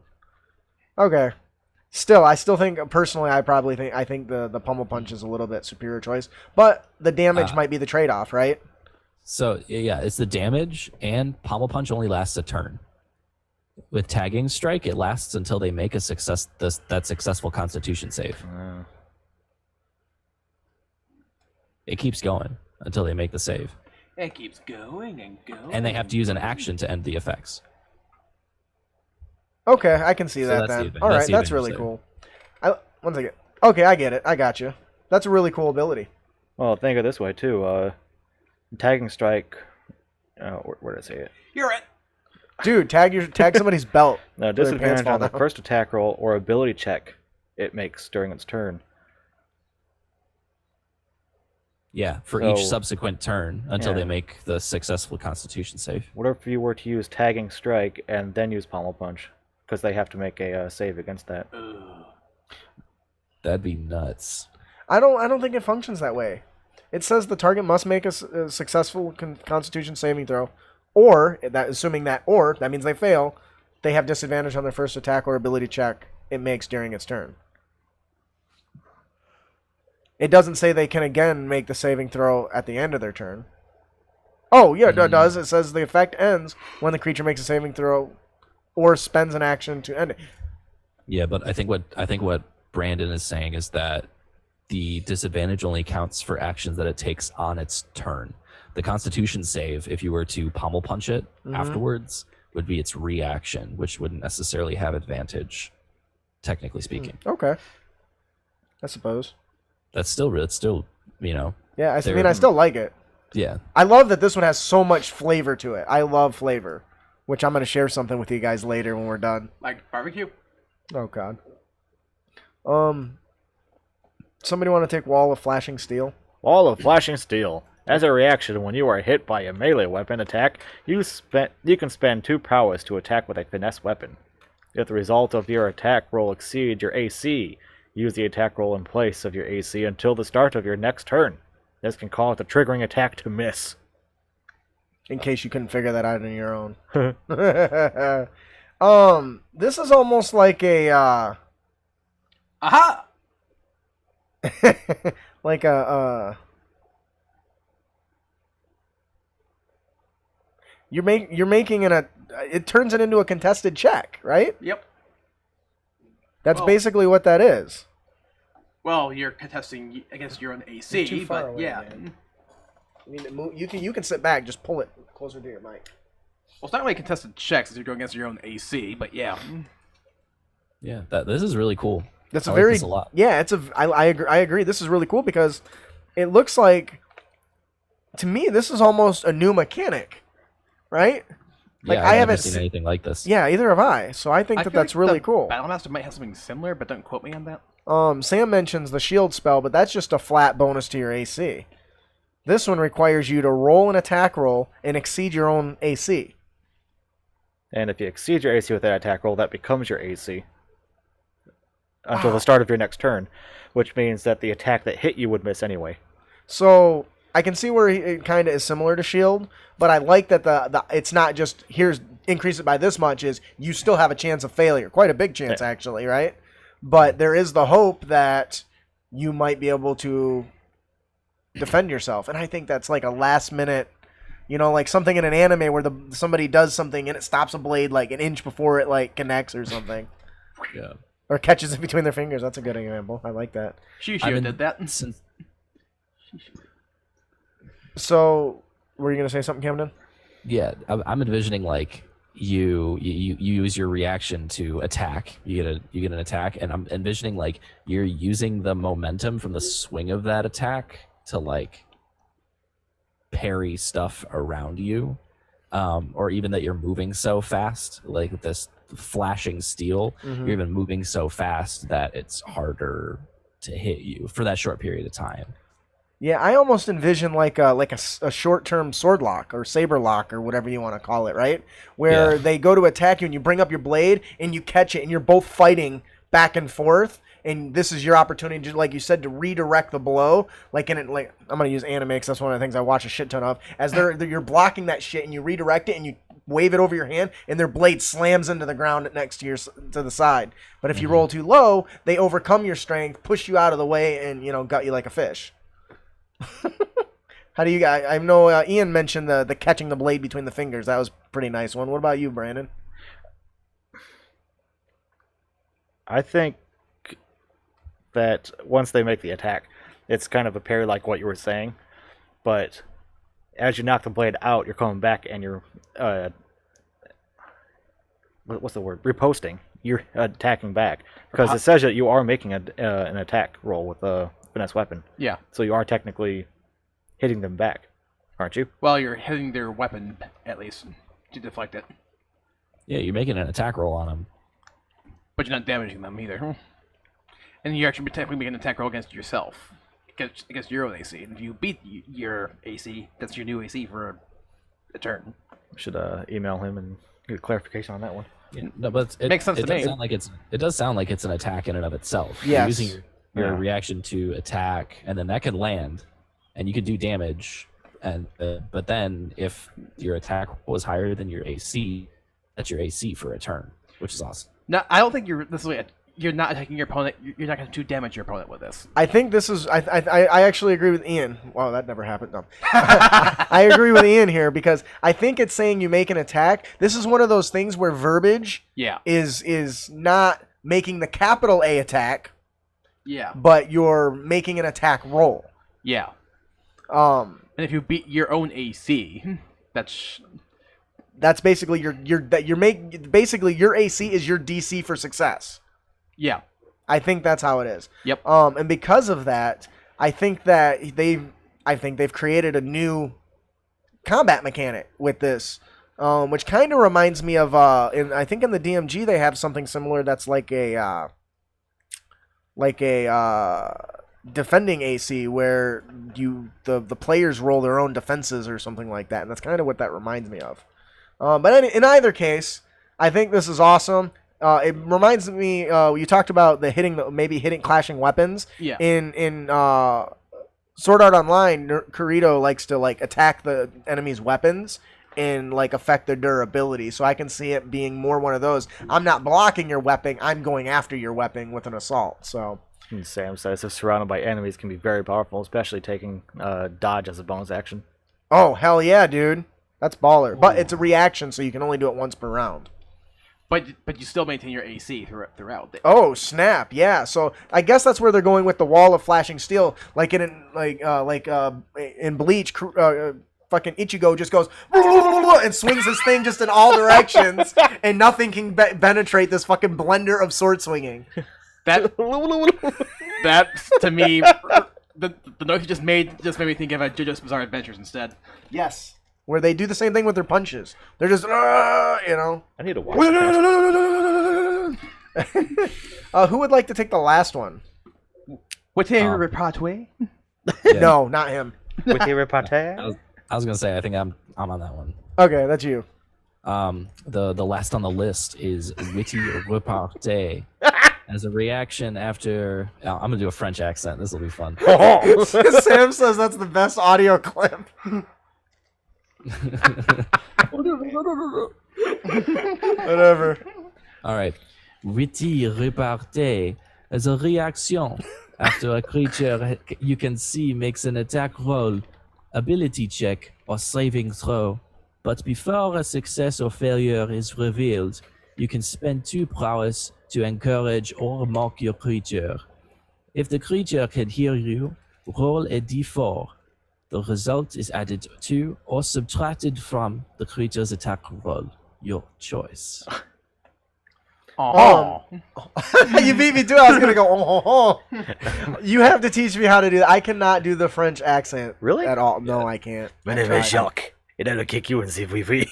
That's about all I can say is wee wee. It's not a jackhammer. It's a jackhammer. I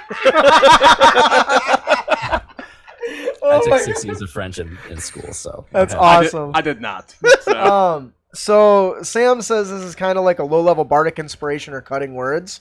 I agree. I would say it's even more so similar to like an attack roll combined with vicious mockery. I parry a blow with me a bunch of bread. Like when you're engaged in combat with this enemy and you're insulting the size of their weapon, or you hit. Give me a French accent insult, would you there, Camden? You hit like a girl. I can't do it. That's Russian. Yeah, I know. I can't. Blah, blah, blah, blah. Our God King, ladies and gentlemen. Fucking Joel. God damn it, would you like him to talk? No. He's on like a retarded Murloc.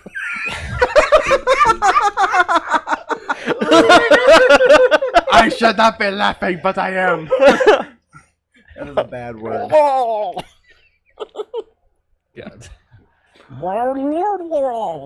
That was really good. You hit like you come from Switzerland. I don't know. That was terrible. I'm not French. I don't know what. No, what is the French? The French wasn't the bad part. Your joke was terrible. Your insult was awful. We're not trying to. We're not. Actually, the Swiss are pretty BA. That's why people don't mess with them. That's why they're glad they're neutral. You kind of remind me. One of our patrons, Troy, sent me a character idea of a dad jokes bard or a dad joke. That's what that reminds me of. You just tried to insult the guy, and it was so bad they just face palmed. We're not trying to hop on the I Hate France bandwagon. I mean, we tried to jump on, but it was full.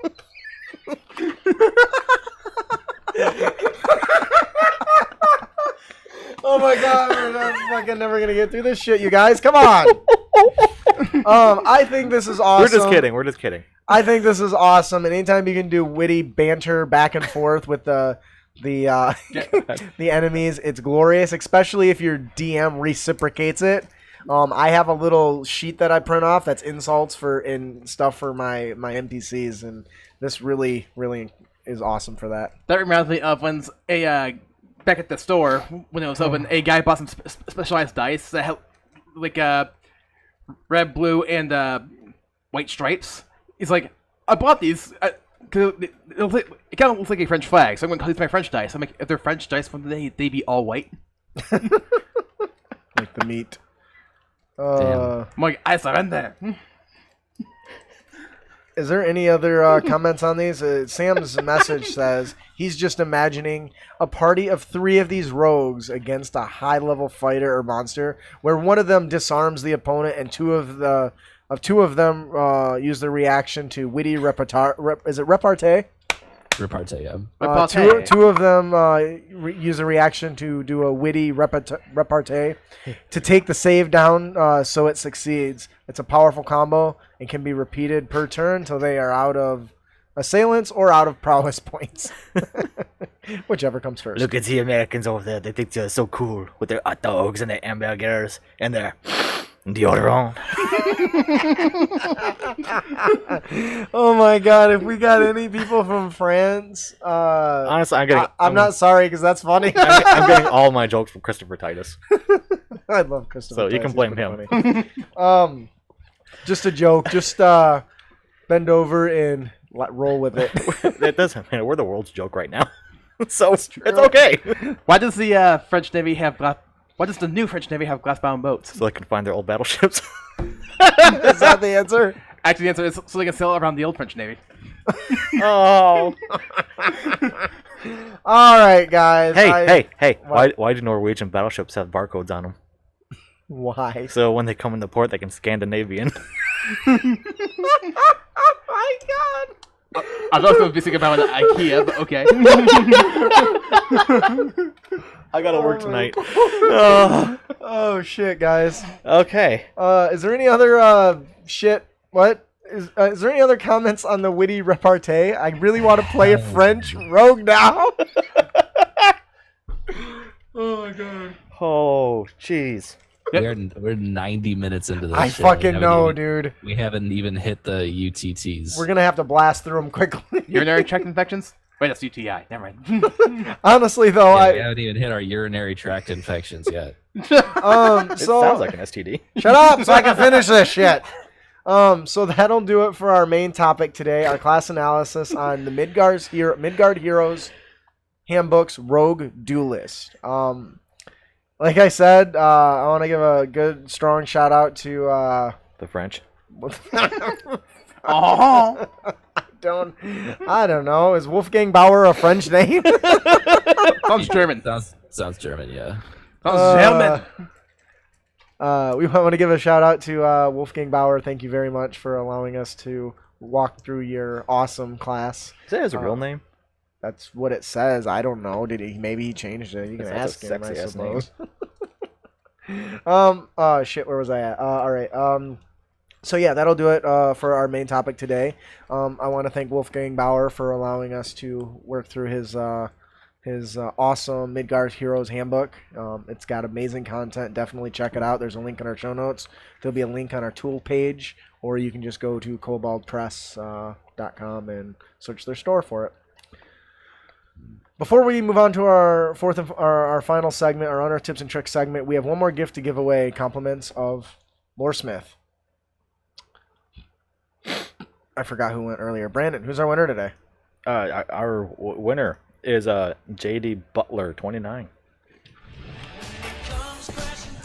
Oh my God! It's all swampy. I am closing my eyes to I have to my gaze. His ass is like up on my arm. I could feel it. It felt like Georgia.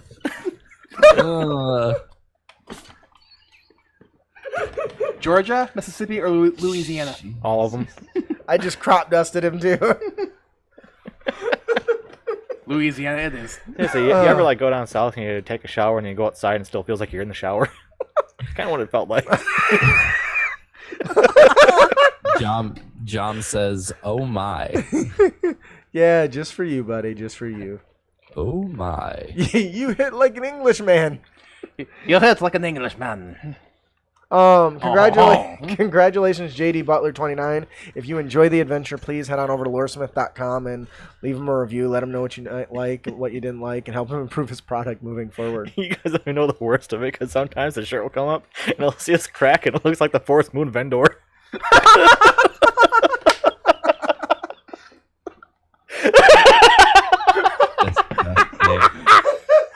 There was one day. That's no moon.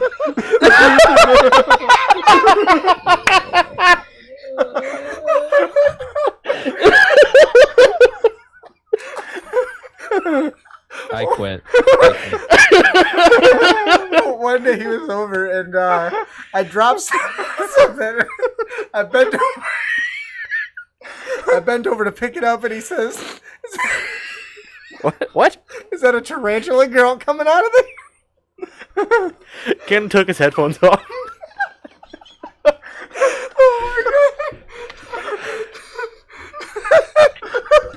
Fucking tarantula. You know what? You know why Ken's pissed off is because this is the episode he has to edit. I think you should edit this just to be nice. You know what? I probably will because I'll be done with the.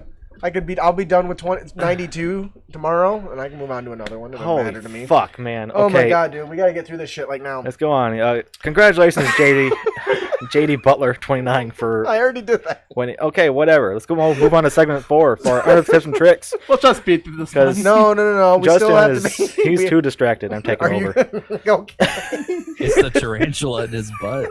I you never know how hard. He's like the tarantula crawling out of your ass crack. Go. Let's move on to our next segment. Now we're going to move on to our next segment, which is segment 4, our unearthed tips and tricks, where we give you creative content for your next adventure. And first up is our character concept. Who would anyone like to take this besides Justin, who is just dying over to my left? The lost loved one. You were young, but a child, and last of your... I think there's a weird thought in there. You were Who gives a young. fuck? Figure it out. You were young, but a child, and the last of your family has died. Mother, father, or siblings. In your despair, you have turned to forbidden magics in an attempt to bring them back. But due to your inexperience, something went wrong. Like maybe catching an arm and a leg? I don't know. That's where I was Your going. brother.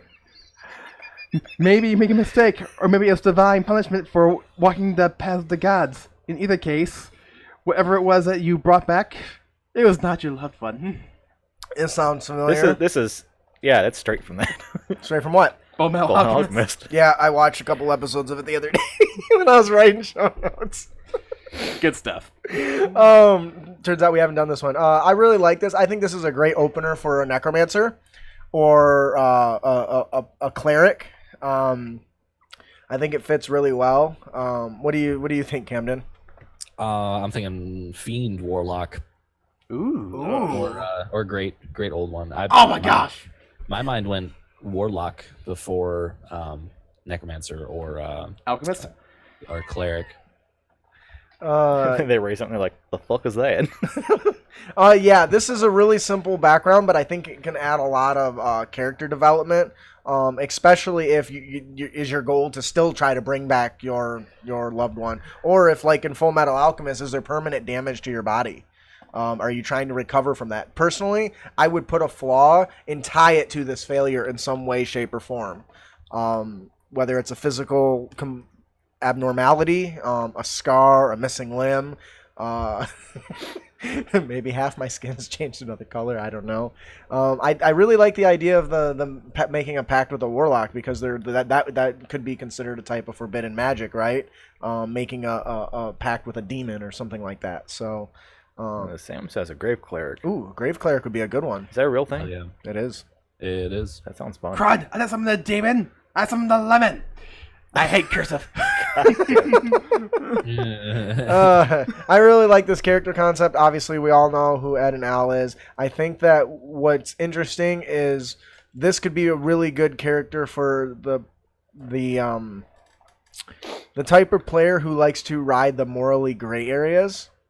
Because if you're willing to go through to forbidden magic or make pacts with demons, what other links are you going to do to try to accomplish your goal? Now, in this one, this character isn't bad, right? Wanting to bring back your loved one isn't a big deal, but the big thing is what they brought back. Is that thing still out there? Is it running around? Did they have to slay it? Is it their minion or something? You know, I think there's a lot of roleplay opportunity here. Do you guys agree? Yeah. Oh yeah. Is there anything that you would add to it to really flesh it out? No? Okay. No. I would say it everything that it leaves open is flavor specific to what class you would take mechanically. Yeah. I agree 100%. With what you brought back that isn't your loved one would wholly depend on what kind of magic you got involved in. So I agree. All right, that'll do it for our character concept of the podcast. Camden, would you like to take our monster variant? of course, this week's monster variant is What the fuck? Pummeling Pudding.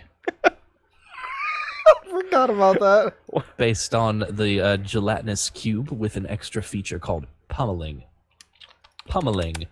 Punch. As a reaction when a creature escapes the ooze's engulf or provokes an opportunity attack, the ooze can use its reaction to make a melee weapon attack, +5 to hit. I'm assuming melee range, 5 feet. And it can only hit one target for a d6 +3 bludgeoning damage. Subsequently, if the attack hits, the target must make a DC 12 Constitution save or be incapacitated until the end of its next turn. Ouch. So, first of all, who all knows exactly what a gelatinous cube is? If you play D&D, you know what gelatinous cube is. Bet you Brandon doesn't. It's a gelatinous cube. Thanks for clearing that up. So, the big thing about this creature is that when it engulfs you, it does damage, right? And it can suffocate you and all that jazz. The fact that when you try to escape, this thing basically gets a free opportunity to pummel you in the face and incapacitate you so you can't get out. Get back here. This changes the encounter up to the point where your getting out is almost always going to be reliant on your team to do so. Instead of trying to save yourself like a normal gelatinous cube, you can try to crawl out. This encounter is designed so that it relies more on your survival relies more on your team than yourself. What do you guys think about that? I think in some cases people are just fucked. Okay. What about you, Camden? I think this is a cool mechanic. I'm envisioning this enhanced ooze that was enhanced by something, whether it be crazy wizards or illithid or some higher intelligent creature that would have operated on an ooze to make it like this, similar with the Oblex and other varieties of oozes. I'm envisioning it's when its pseudopod comes out and hits you, it I'm envisioning flavoring it as if the pseudopod hardens as it outstretches.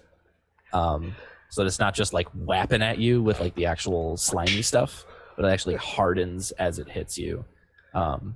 Flavoring it like that would be really cool. Yeah, and that's kind of what I was going for. I wanted anybody that knows me knows that I like to try to build encounters that have unique features in them that challenge the traditional combat processes. Ask Ian and his fucking chickens. Didn't see that coming a mile away, but whatever. No, Fly, my potatoes, fly. In this one, I wanted to be able to send a couple of these at the party, and the team's goal is to not only avoid being engulfed, but to have to pull and take damage themselves while they're trying to pull out their allies and help them out, because otherwise they're gonna get stuck and trapped, and it's gonna suck. I probably put this into some higher. Is this like a sentient being, or is it kind of like a jellyfish? It's a giant cube of jello that has made of acid and shit. See, I told you I didn't know what it was. It's like a jellyfish. That's a good analogy. except they're not in water, and it's a cube. So It's okay. an acidic cube. Yeah, that'll melt your face and your armor. But why did you call it pummeling pudding? Why not? Isn't one of the oozes a pudding? Yeah, it's black pudding. Yeah, black pudding is an ooze. So, Would you like some dessert? Sure. and it went with the feature. Do you got a problem with it? You know, so No. it's exactly like a jellyfish. Its intelligence and its charisma are both 1, Garbage. which is a -5 modifier. So that's actually a really good analogy. Yeah. So, anyways, I really like this monster. I can't wait to. Can somebody do a Jello commercial voice? I just from, did. What's his name? Bill Cosby? Yeah. Bill Cosby. Can you do me a Bill Cosby close? I can do a Bill Cosby. Here's the thing with the Jello pudding. What you There's got? the thing with the there's the thing with the pummeling pudding. You try to get out of it, and then boom, and then bibbity bobbity, and on the ground, and you get them on the moment. Before you can make the Jello pudding, you gotta put the pills in the mix. And then when you serve it to her, you gotta watch it go zoom. You gotta do the pill, but damn it! We just lost. You gotta do all the zip three- times when you pill drop. We just lost all 3 of our listeners. Wow. Chom says, well, Justin is also not known for the best names. Cough, the whip, and nay. Oh my god! You see, without the Jello pudding, I'm just another unidentified sexual predator. Oh my god, so that'll do it for our monster variant, the pummeling pudding. Joe actually kind of makes me sad. His show will never be on the air again. Oh We man. just do bad because actually was a good show. God. Our encounter of the podcast is the anti-magic cult. This encounter, which could expand beyond a single encounter, is based on a group of religious zealots who hunt down and confiscate magical artifacts from heretics. They believe that magical items belong to the realm of the gods, and no mortals should possess them. They claim that their god has tasked them with destroying powerful magical artifacts. So there's a lot of different ways this can go. No one expects the Spanish Inquisition! This can go a lot of different ways. I'm in the middle of developing an encounter with this sort of thing, and now in 5e, the magical items aren't as common as they are in other settings in general. And so it's not out of the realm of possibilities that the players would be hunted down and their items stolen by somebody who is following this sort of cult. Now they could be a glorious deity who maybe that's what they're sending, or maybe it could be a bad deity who wants them to hoard these items and they're not actually being destroyed. But in the end, at least when I'm running this, the plan is that they're not actually bad people. They think what they're doing is right, and when they approach the players, how would you guys as players respond to running into a group who verbally assault you, saying how you're a heretic and you're against, what you possess is, power of the gods and you shouldn't own it, and we're gonna take it from you? But Bahamut gave this to me. Give me a persuasion check. Way to do it. Or you could be like, well, let's see how the weapons of the gods feel. Come here. Well, if you're a Dragonborn Paladin, that actually might be a legitimate argument. Sam actually makes a great point. This could be a really good explanation of why it's such a low magic setting, because this cult has been running around destroying all these items in the process. So now your players are being hunted by it. Camden, what do you think about something like this? I think this is really cool. What comes to mind immediately are like the anti-bender people in Legend of Korra. Uh-huh. I don't know how much of that you guys watched. All of it. 0. Yeah, but like people think about like deviant forms of magic and like hunting bad magic down. But a lot of people don't think about if your party were pursued because they were magic, and there are people out there who don't want magic and think magic is evil. It's not something I think about a lot, and I'm sure not a lot of other people do. So it's a really cool idea. And that's actually a really good example.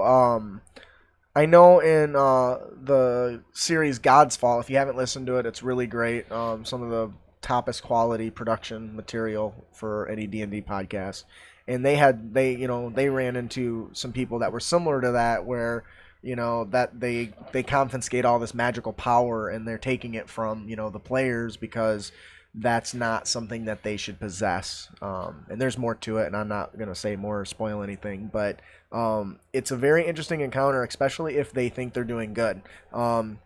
Joam says a good villain knows he's bad or doing wrong. A great villain believes he must do wrong To make the world right. to make the world right. Thanos. And this nice snap.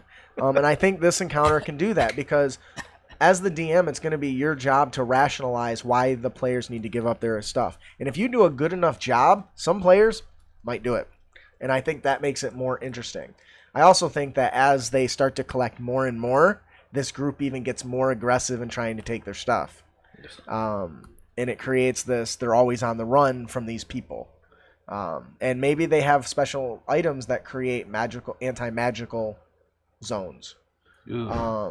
So that allows them to capture people who have magical items. Wait a second. Aren't you using magical item against me? Shut up. What does Sam say? I can't read. Also, take the player's favorite shop. Take the player's favorite shop vendor and string them up with the cults for public execution to allow the players the chance to save them. Ooh, timed them directly to the events. Maybe they stumble across it on accident, and now the guy they've built a good relationship with is on the chopping block because he's a heretic for dealing with sharing and spreading these magical artifacts around. I like that very much. I like a little bit of moral ambiguity when neither side's necessarily wrong. Yes. Kind of like the mages and the Templars in the Dragon Age. Right. Yes. That's a really good example too. It's like, both sides are kind of right, but both sides are also kind of dicks about it. So, know what I mean? Yeah. So that'll do it for our encounter of the podcast. Do you want to do our magic item, Ian? Our magic item of the podcast comes to us from Samantha G. It's the Gravedigger Shovel. Oh yeah, the Gravedigger Shovel. Oh God. I love my grave digging. Good profession. When you place a shovel in the dirt and speak the command word, a grave the size to fit a medium creature appears. Oh yeah, nothing like good dirt. The dirt disappears entirely, granting the shovel 1 charge. Oh yeah. The shovel can store a max of 3 charges, and as an action, when you hit a creature with a shovel with a melee weapon attack, you can choose to speak the command word. And if you do, the pile of dirt becomes a pile of dirt, the equivalent size that was removed from the hole, is poured onto the target. The target is now grappled. The creature can use this action to make a DC Strength Athletics check to escape the grapple. Oh yeah. That's a 13 strength. But yeah. I did say 13. Okay. To make a DC 13 Strength Athletics check. There. Thank you. So what do you guys think about this? Come here. Ping! What the hell just happened? Joan wants this for Harmon's, his grave cleric. Go ahead, Camden. The visual is definitely really funny. That's what I was getting at. I really think this is great because how hilarious would it be how many things could you see the players coming up with using this Gravedigger Shovel for aside from grave digging? Being able to get a higher advantage on. We need to get to that ledge right there. Well, it's too high to jump to. We don't have any rope. Now we have some dirt. Let's go. So you just big pile of dirt. We need to dig on the moat to get to the castle. Oh, digging a moat. That'd be interesting. No, digging under a moat. Oh. Even making a moat would be like months faster if you just. Camden, what do you think, buddy? I think I'm trying to come up with a cool visual for this. I'm envisioning instead of the way this text is written, it's implied that you just ding and I think that's what's happening.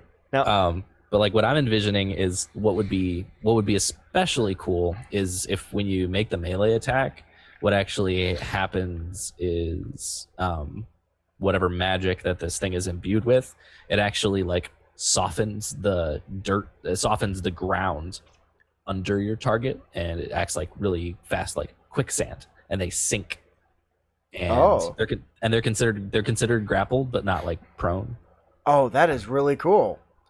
Yeah, I just like that. Making a little bit more sense of the flavor there, but I envision so you don't have to Pile of ding! dirt slapping under the legs. Yeah, did you ever watch what is it, the old Back to the Futures where the bully gets like a pile of horse manure on him? I kind of envision something Every like movie. that. Like he holds it out like a gun and it just spews dirt until they're like covered up to their waist and can't move.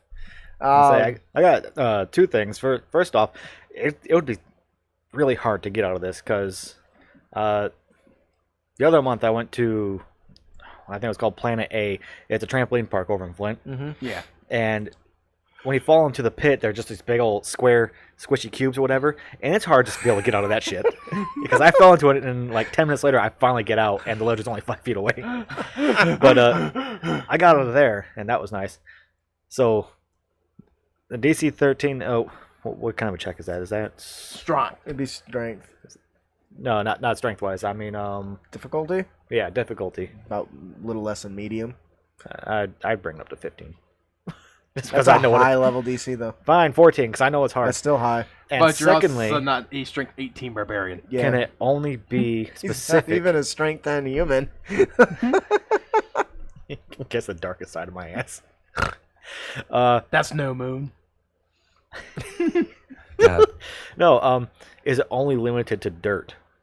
It specifically says dirt. Otherwise, you're just gonna dig holes through entire castles and shit. Dirt.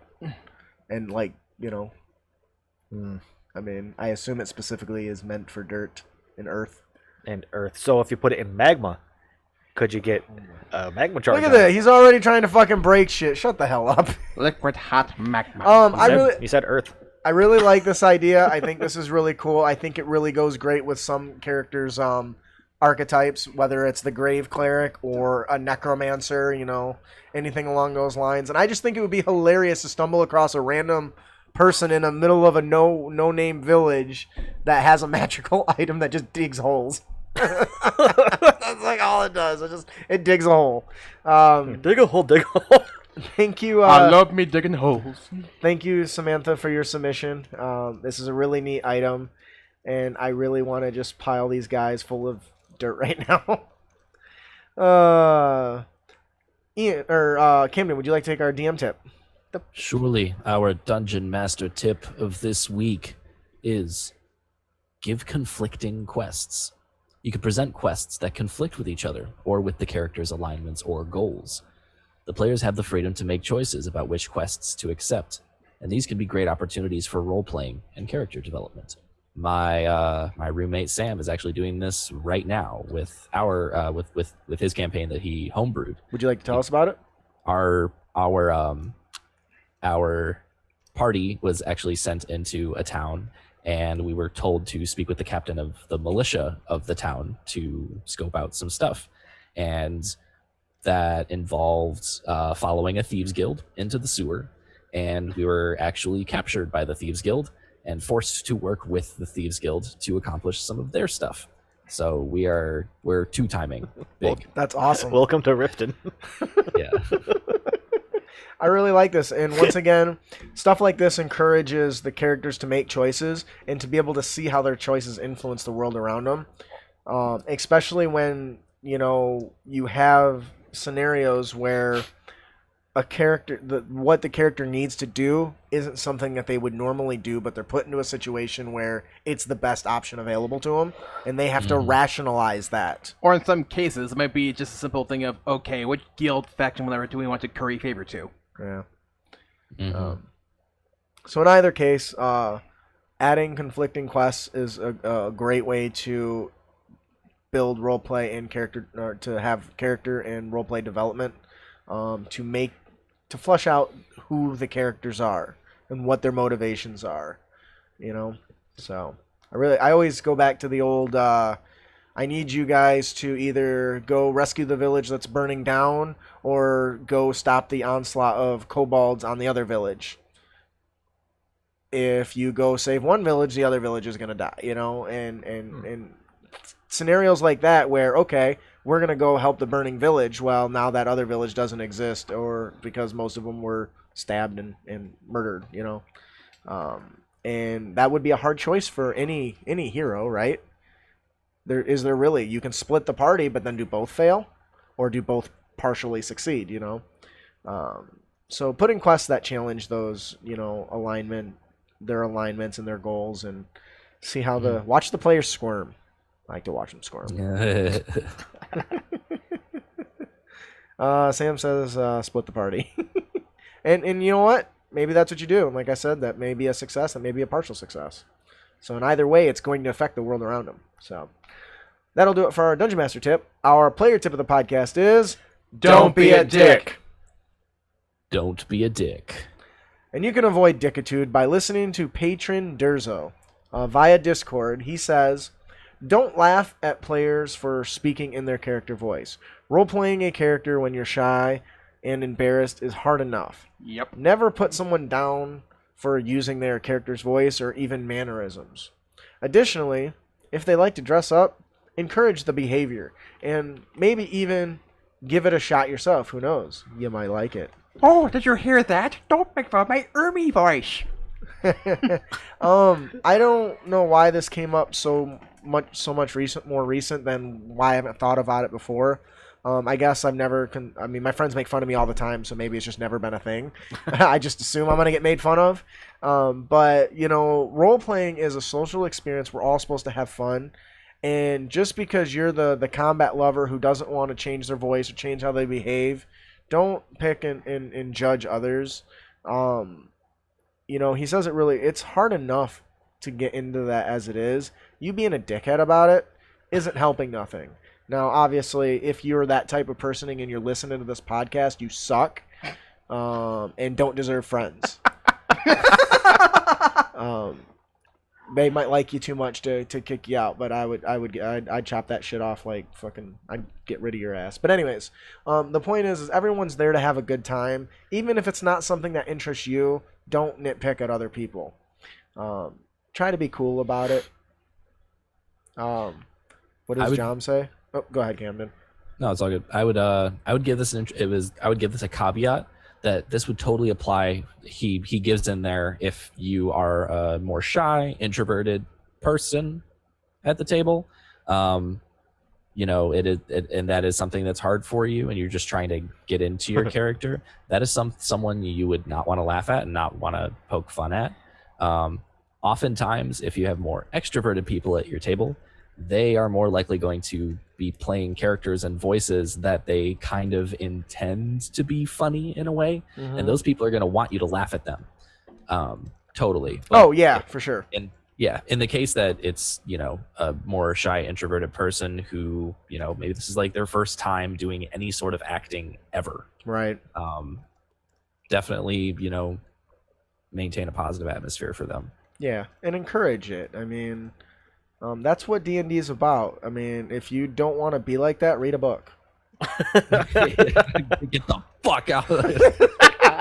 You know, go read a book by yourself, man. You can have all the voices in your head and not insult people. But wow, it's been a while. Okay. It's been a while since we actually had a player tip that wasn't actually about somebody being an actual dick. Don't be a dick. That is our player tip of your podcast. Don't be the fuck, you guys, you cockbot gobblers. That is our player tip of the podcast. Don't be a dick. Come on, you can do better. Don't be a dick. There you go. Don't be a dick. Know what you mean? Oh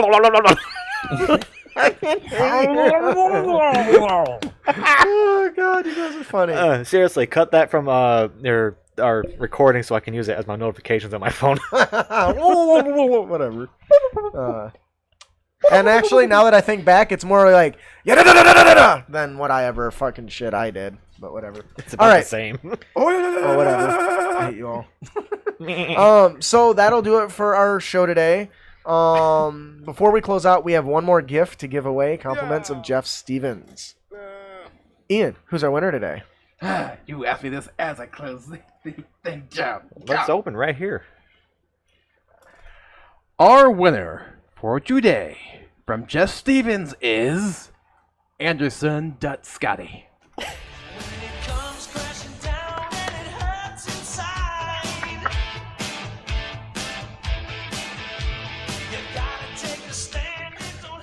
Hey, even Camden was doing something.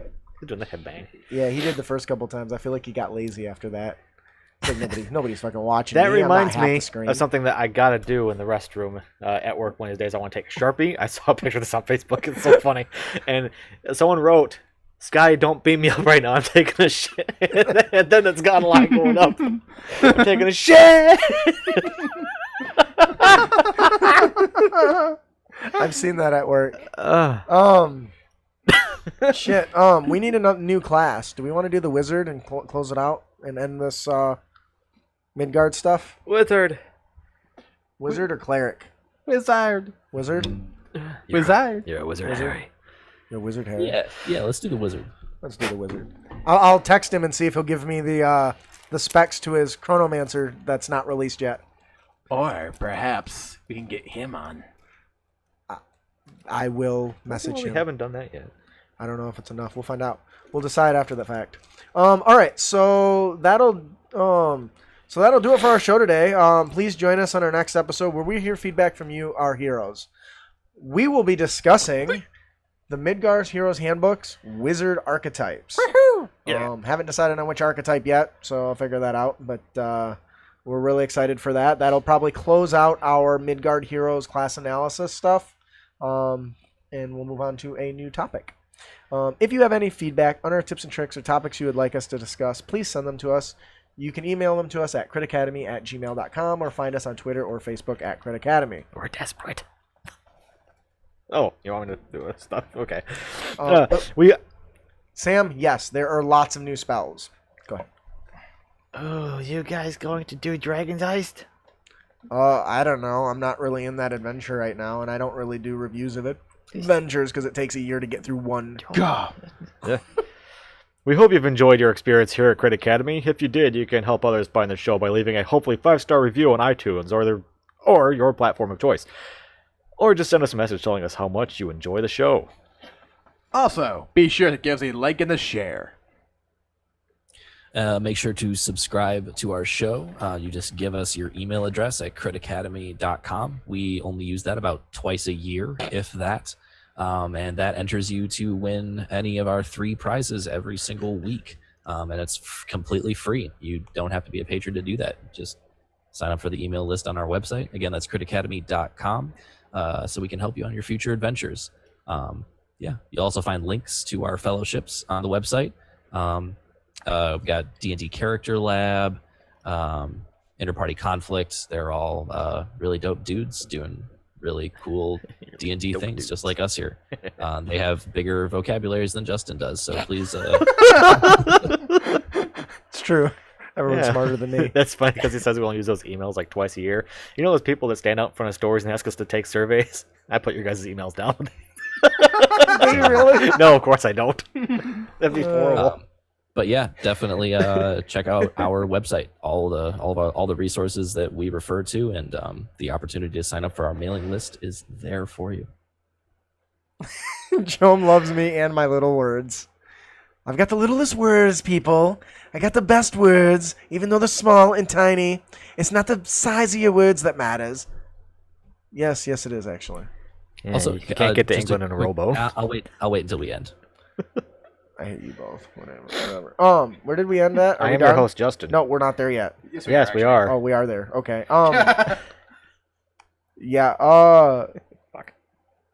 So I am your host, Justin. I'm your co-host, Brandon. I'm your host, Ian.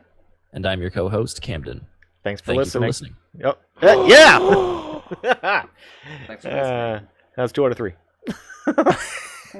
You can take it. Say it again. No, he can't ruin your shit and then still get it. It's not how it works. No, it's all good. Finish it up. He wants it. Keep your Oh, blade he does want it. Wait, are you seriously giving me that?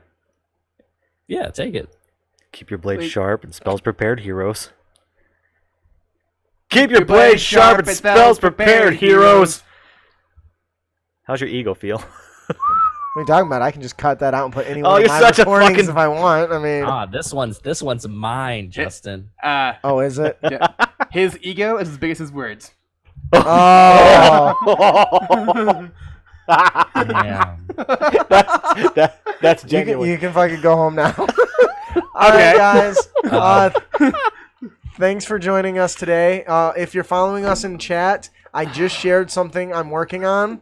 I have to make a lot of adjustments to it before I release it when the Venom movie comes out, but I would love to hear your thoughts. So email your thoughts to me on that. I'm going to go ahead and end the recording unless there's something else you wanted to say, Camden, on that live.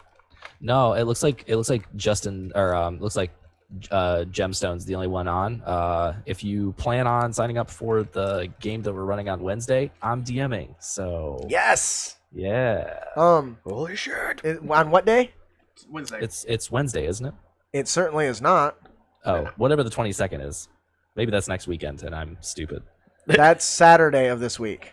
This next week. This upcoming okay. week. The 20, whatever day the 20. Yeah, it's Saturday. That So on day. Saturday, I'm DMing our game. Yeah. I'm like, I'm pretty sure that post I shared was Saturday. All right. Yes, I'm really excited for that. The character that I just shared, I'm going to be running. I will get all that stuff uploaded for you tomorrow. And we'll see how it goes. John says he's free this Saturday. Well, the link is on the page. Go sign up. You might have to scroll through a few posts, but On the I Patreon. gotta get prep for work. See you around, guys. see you later. Peace. Bye. All right, see you guys all later. You guys all have a good one. Thanks for coming back, John. We loved you. We missed you. We did. How do I